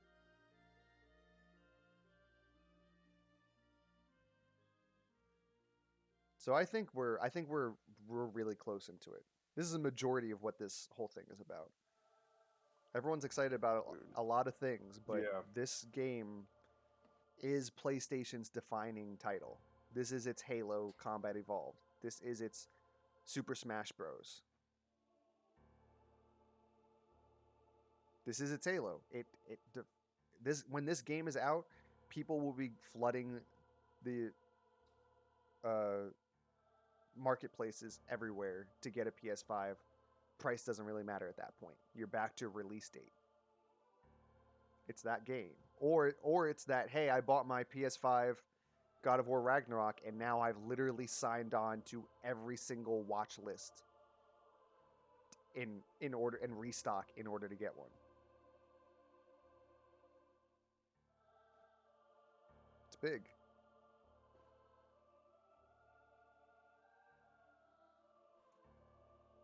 Yeah, it is big. Sorry, I'm looking at this trailer and I'm just like, there's no reason why you guys shouldn't be releasing this. I mean, there's reasons. We have no idea. Like they said, like the guys I'm talking about, the YouTuber that had those sources, he was saying that like months ago. Like when that reveal got dropped at the that one, well, I think it was like sometime like 6 months ago almost, when they just showed the logo and the soundtrack for God of War Ragnarok. He was out days before, like, hey, what can I expect? He's like, everybody's telling me God of War in the end. He's like, it's a teaser. It might be gameplay. It might be a release date.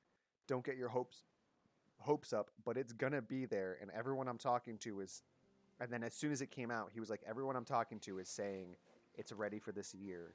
They're just waiting for whatever reasons. And then he listed off basically the same things. He's like, who knows? That you would have to talk to directors. But between not everyone having a PS5, between having to also put it on a PS4, and between them having literal no competition, it's exactly it. They have, like, what competition does PlayStation have to sell a console? People, you don't buy an Xbox Series X for a specific game. You don't at this point, unless you're buying Halo. And again, you can play that on any PC now. Thanks to everything Microsoft's doing. Because all that's important, because they see themselves, everybody says this too, that's in the industry behind the scenes and everybody they talk to. They see themselves as like a subscription service. Like they're selling their brand. They're not selling the consoles anymore. PlayStation's all about selling the console. Hey, we want you to have this. We spent a lot of fucking time developing this DualSense. We want to show you what it can do. Hey, we have a slightly weaker system than the Xbox, but we want to show you that doesn't fucking matter because what our developers are doing is magic.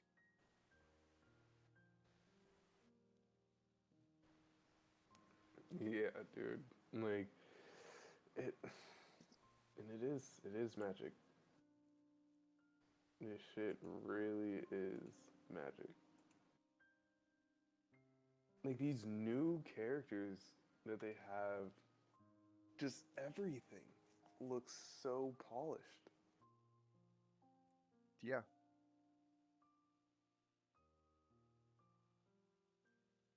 Yeah, it looks like that second trailer. Or 2018. I'm trying to see exactly when that trailer came out. Not God of War, damn it. Everything's talking about God of War Ragnarok. Maybe YouTube will have.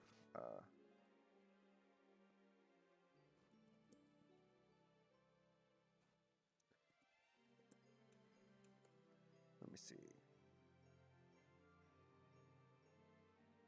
Is this the one?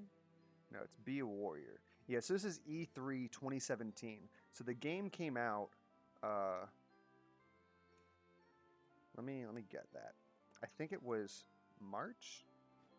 Okay, the game came out April 20th, 2018. And the trailer that I'm comparing this to from Last God of War was E3 2017. So June 27. So not even a year, 10 months out. That's the feeling I'm getting. So, like I said, what is, and if anybody wants to say that Sony and PlayStation is competing with Microsoft and Xbox, like they're not. They're different brands. They're trying to do different things. They're basically, if you're getting them for like Call of Duty and shit, they're basically the same fucking thing. You know, so whatever you want to say, if the consoles are or aren't competing with each other, whatever. But as far as game wise, what competes with God of War? There are games that like try to mimic and get that same feel from it now, which is like a soul homey type of. But like, what other games compete with that? The only other one I'd say that really competes with it is like Ghost of Tsushima. And what is that? A PlayStation exclusive. We're right back to the fucking beginning. So if they don't need to, you know, why blow your load? Because we want you to. Yeah. It's kind of wild because I'm now looking at all the little details of like, damn, this game. And there were certain things in this trailer that weren't in the game, like in terms of combat.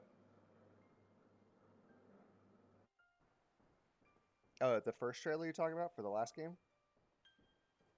Yeah. Yeah.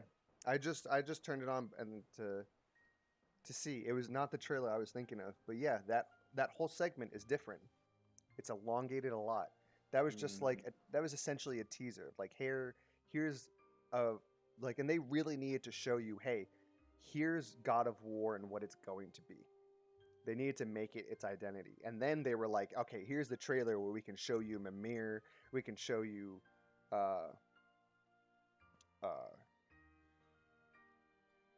Atreus was in the first one. We can show you the World Snake. We can show you, I believe, Balder. We can show you the elves in Alfheim. We can show you Freya. Yeah. We can show, like, that was the next trailer.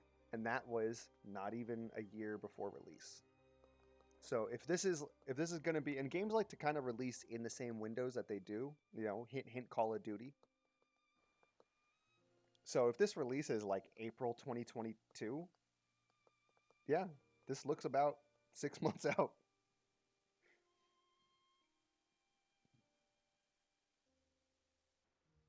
You know, game's probably somewhere between 50 to 70% done. Oh, man.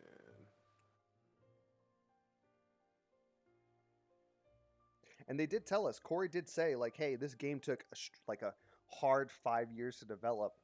And given the power and everything that's going to happen with the next generation of consoles, like, especially with everything being able to be ported over, very much like Kingdom Hearts 3. Like, this took a while to develop, but the next game's going to take at least a year or two off because we've got all the assets.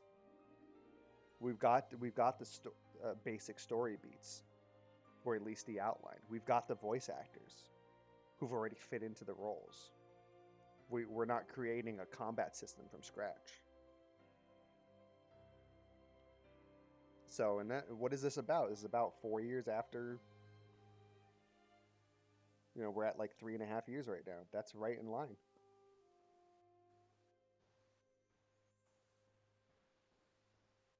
True. So yeah, overall, I mean, yeah, the only disappointing thing I could say is we don't have a release window, but I think it's somewhere within a year. And the overall thing you got to get from this is like, if you're commenting on release windows suck and you don't have a PS5, well, you don't have a PS5. What does it matter? Exactly. You know, if you're sitting here like day one, like itching for a game, I get it, but you know,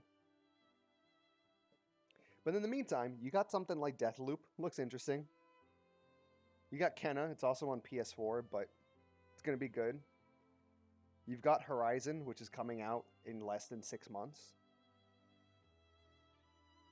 Coming out, I actually just found out today, coming out the day before my birthday. Coming out on the 18th. So like you've got shit. Really? Yeah, I thought it was like just somewhere in March, and then I saw it today. It was fucking February 18th, and I was like, oh shit, perfect. I could spend half the day with Olena, and I could be like, mwah, mwah, now you got to respect the gamer in me. No, no, I'm kidding. She would actually, she loves sitting in on games that look good. So she will be right here with me for like 20 minutes while it keeps her attention. Like, oh, that actually looks really cool. Or, ooh, female lead. And then she'll be saying some like smart ass Me Too stuff of like, see, this is a better protagonist than that Kratos guy. Kratos.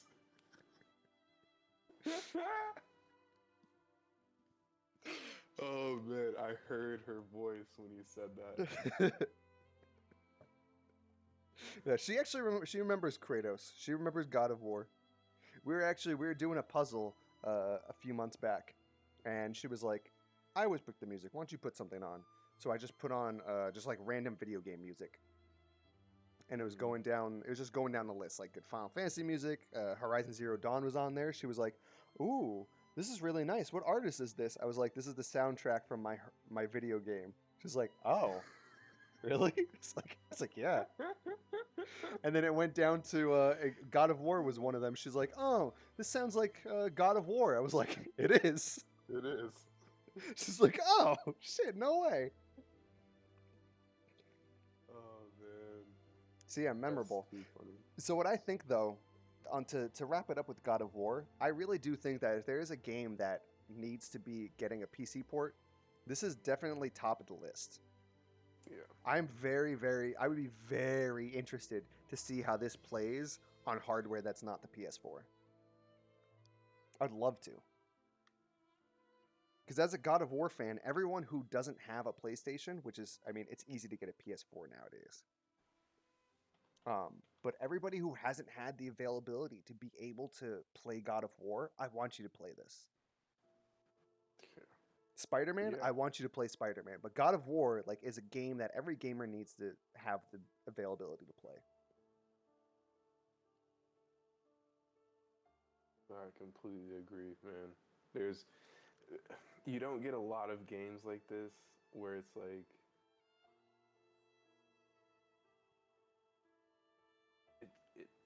they say game of the year, but it's like game of the decade. I described it to you when I played the game as this is the game of the console generation. This is PS4's game of its generation.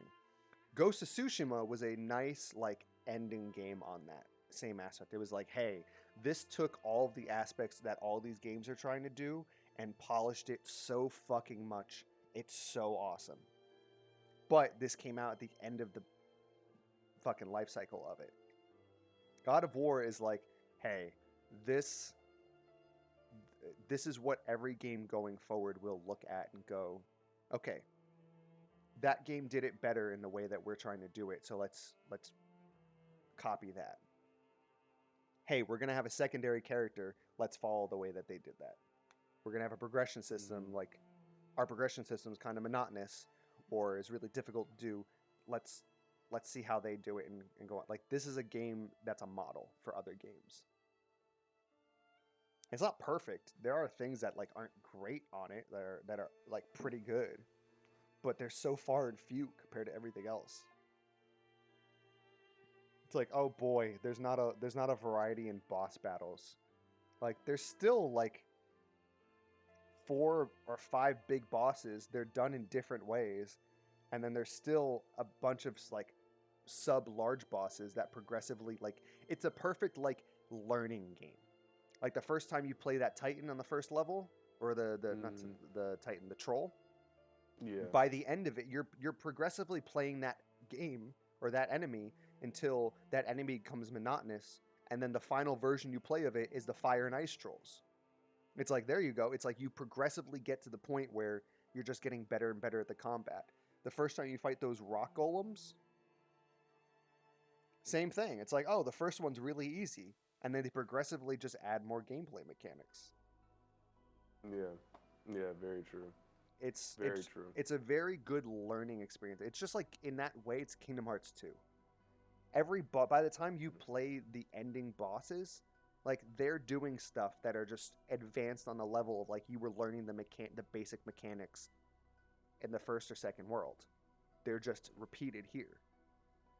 But it progresses you in such a perfect way. It's such a great learning curve. Yeah, no, I agree. I definitely agree. Yeah. Yeah, everything that I liked and I'm very excited for generally doesn't have a release date. Knights of the Old Republic, no. Project Eve, no. Like, Tisha, like, Yeah. that. Why doesn't that have a release date? Wolverine, no release date. I mean, look at the same exact thing though. We're talking, Yeah, that's the yeah, that's the thing of, like, what do they need to give you? Because imagine it like this: like, you've got, hey, I got some extra money. Like, do you really want all these games coming out like 2 weeks apart? Eh. yeah. Especially if you don't have money for all those games. But it's the thing of, Yeah. like, why aren't they having release dates? Well, they don't really, really fucking need to. you know, there's no Zelda game in the mix. Their Breath of the Wild 2 is somewhere in the ether. That shit's gonna run better on a PC that's emulating the Switch than it is on the fucking console itself. So, Yeah. and that thing has no release date. That's the only, like, competition that Horizon has. Like, what does Horizon have competition with? Nothing. When does it come out? Whenever the fuck it really wants to. It just now has a release date. God of War, same thing. Spider-Man 2023. Okay, good luck, Xbox and Microsoft, with your exclusive. Like, if you're gonna look at the lens of, like, they're Yeah. competing with each other, okay, where's your superhero game? Nowhere? All right. Then this will come out whenever the fuck we want it to come out. Mm-hmm. They do have games Oh that are man. coming out pretty, like, within each other, because you got Deathloop and Kenna, and then October you have Alan Wake. I mean, at least just from here, you've got Alan Wake and Guardians. Then you've got Yeah. this Radiohead game apparently is out in November. Yeah, that's shocking. Especially because they showed nothing. It's like, okay, Yeah. well, okay, whatever. And then mistakenly, like, funny enough though, nothing's released for December. They're staying away from Halo. Hmm. Halo's release date Yeah. is like December 18th or December 16th or something. And we have no idea how that's going to be. That thing's supposed to have missing features. Upon release, here's what they said about Halo. Upon release, there's no co-op and there's no forge, which is like the create your own map. Yeah. So on release, there's only the basic campaign with no co-op and the free multiplayer. So they're just like, okay, well, that's a console seller, So but wait, you have the free multiplayer, but there's no co-op? there's no co-op for the story. No. How? Okay, I don't get it because I'm gonna sound really ignorant right now, but fuck it. How much more difficult is it to add a co-op to a game when you already have the multiplayer? Well, the multiplayer is, here's the thing, the multiplayers are small maps. The co-op's based off the campaign, Oh, which are these yeah. really large maps. So here's the thing too. We haven't seen anything on the campaign. So the campaign, because the first trailer they released where it looked like it didn't look good. There was Poppin, the Brute. There's the famous Craig meme. Everybody calls him Craig the Brute. Oh yeah. All Yeah. that stuff is the campaign. We haven't seen anything since then. So as far as we know, the campaign might not be that great. It might not be in good shape. So Mm. if your campaign itself is already not done, then adding a second playable character onto that and balancing the game towards that is also like, that's going to come afterwards. But the multiplayer, they're on these small fucking maps. They just have to create maps. It's pretty simple. People load Yeah. in, you play them, and then that's it. The other thing though is what's going to make them more money? Adding a co-op to a campaign that's already has a price tag Yeah. to it, or battle pass.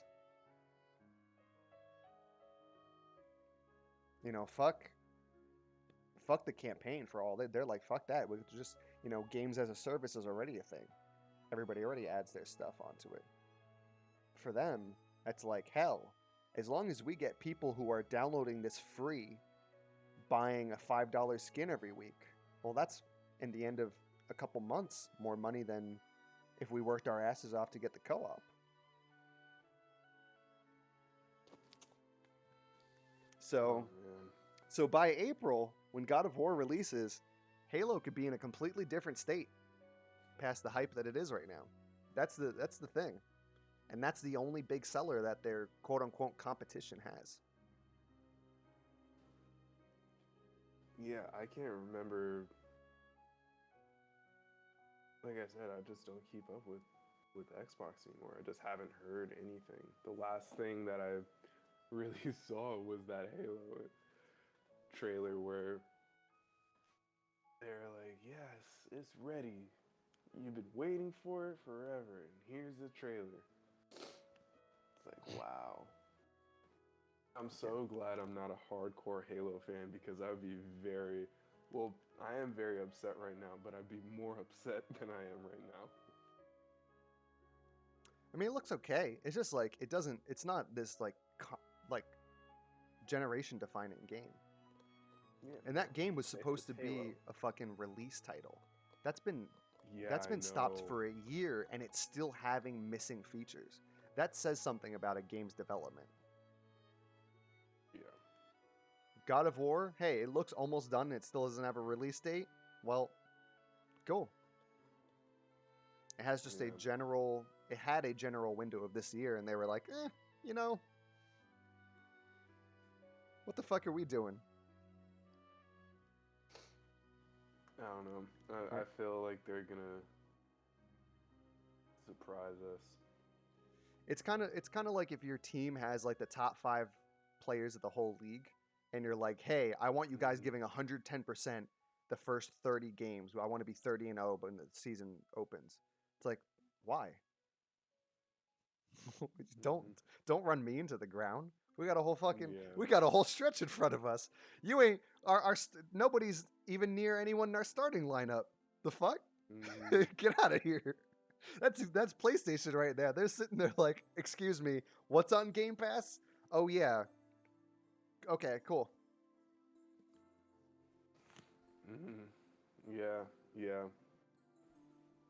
And I'm not saying this as a dip to like or a real like fuck you to Microsoft. It's just the reality of like there's just if they're comparing games to games, which is what Sony does, they don't have anything to fight against. Yeah, no, they really don't. They really don't. And that's why I wish that Xbox would get their shit together and start making good games again. So we can start this battle, the war of the games. I just want better games. Honestly, I just want them to have like their in-house studios make something good. They're supposed to have a game Fable remake coming out, which is an old. Yeah, I saw that. Yeah, there's just the teaser. But I really hope it's something like a Final Fantasy VII, just as a fucking Fable, like a great Xbox game. I can't wait till they have. Until then, Xbox has like the best games it has is like Ori. Sea of Thieves is good, but it's got its problems as a game. And then you just use your Xbox as whatever. So, all right. Well, I'm gonna stop the stream here. We'll just bitch about the Marvel stuff now. Now I can talk about What If and everything. Cause nobody here gives a shit. It was all about the games. Yep, exactly. So And we can just be little bitches and complain. So overall, my thoughts and opinion here are there's not as many release windows and release dates as I would have liked, but there was more surprises from big things that I would have been expecting Sony had, and more importantly, Forspoken, Blood Hunt, and Chia were very nice little add-ons I was not expecting. So overall, I'd say this was a pretty damn good conference, whatever you want to call it, showcase. This is actually pretty damn good. I'm glad I watched it. Other than the last Sony one that I would even say this is better than the one that had the God of War Ragnarok reveal. I thought that I thoroughly enjoyed this overall. What would you say overall as far as like the types of games and everything that came out? Dude, let's just leave out God of definitely would War agree with you. Ragnarok. Let's just everything else, because that of course Yeah. everyone's waiting for. Yeah, no, it's just, and that's what I was saying. Just like I came to the showcase just for God of War. I didn't care about anything else, and now I'm hyped for so many different games. Like, who thought that we were gonna get a vampire game? You know, like, I don't know if you played the that game Vampire. It's like one of the free games, but Oh, I know what you're talking about. yeah, getting that experience and now getting something that's like just taking it a step further is pretty cool. Like, honestly, this was a good thing to be able to sit down and check out and appreciate, because you know a lot of good stuff is coming out, and like Tango Gameworks, like I haven't heard of them, but they're coming out with a game that looks ridiculous. Radiohead is coming out with a game. Like, it's these little things of just like, what the fuck is going on? But it's exciting. It's an exciting time in video games. I do have to say that, between shit like this and PC and everything else is just like, but yeah, the showcase was fucking amazing. Showed a lot of things that people have been waiting for, and showed a lot of things that really shocked a lot of people. A lot of interesting stuff too. A lot of body horror sci-fi stuff, but a lot of like just interesting types of games. Like, Yep. I was looking at Project Eve. I'm rewatching the trailer here in the background. I didn't think you would actually mention it as much as you did.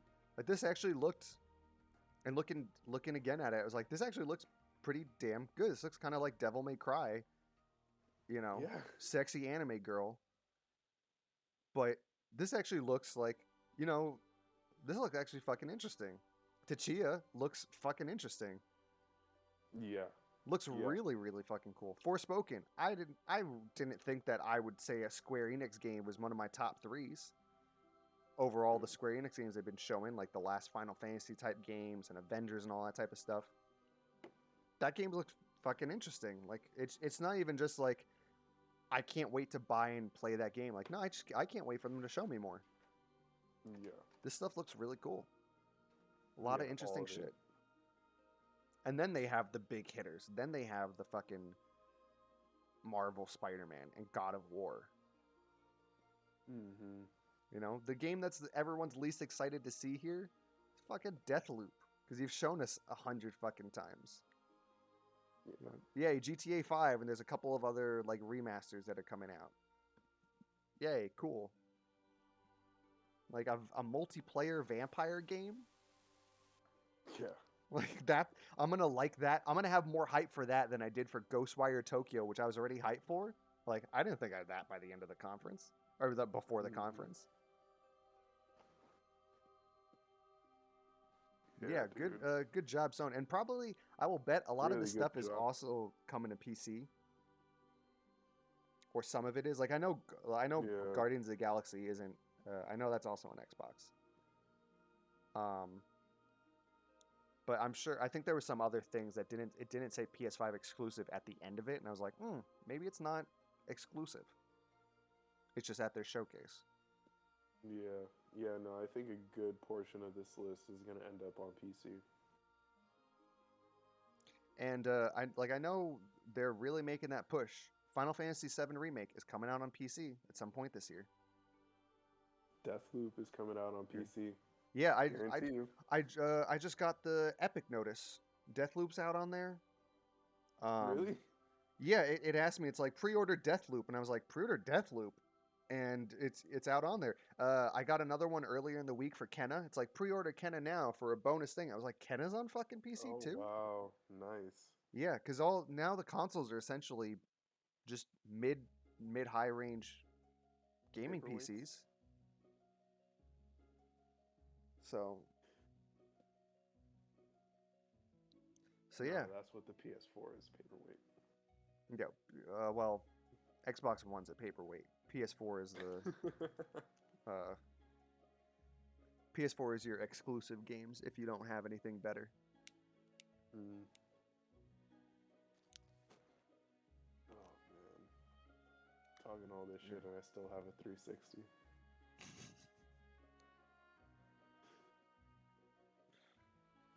Oh man, yeah, really good job, Sony. Very impressed. You redeemed yourself. Yeah, especially that last one. This is exactly why I didn't want to do a reaction. Other than I don't want to do a ton of reactions. I did not want to sit here and be like, "Oh yay!" Like I didn't want like 5 minutes of GTA 5 fucking thing. Like, I didn't want to see Deathloop again. I didn't want to have to edit out another 4 fucking minutes of this game that I'm just like, just release it. Yeah. Stop fucking showing me.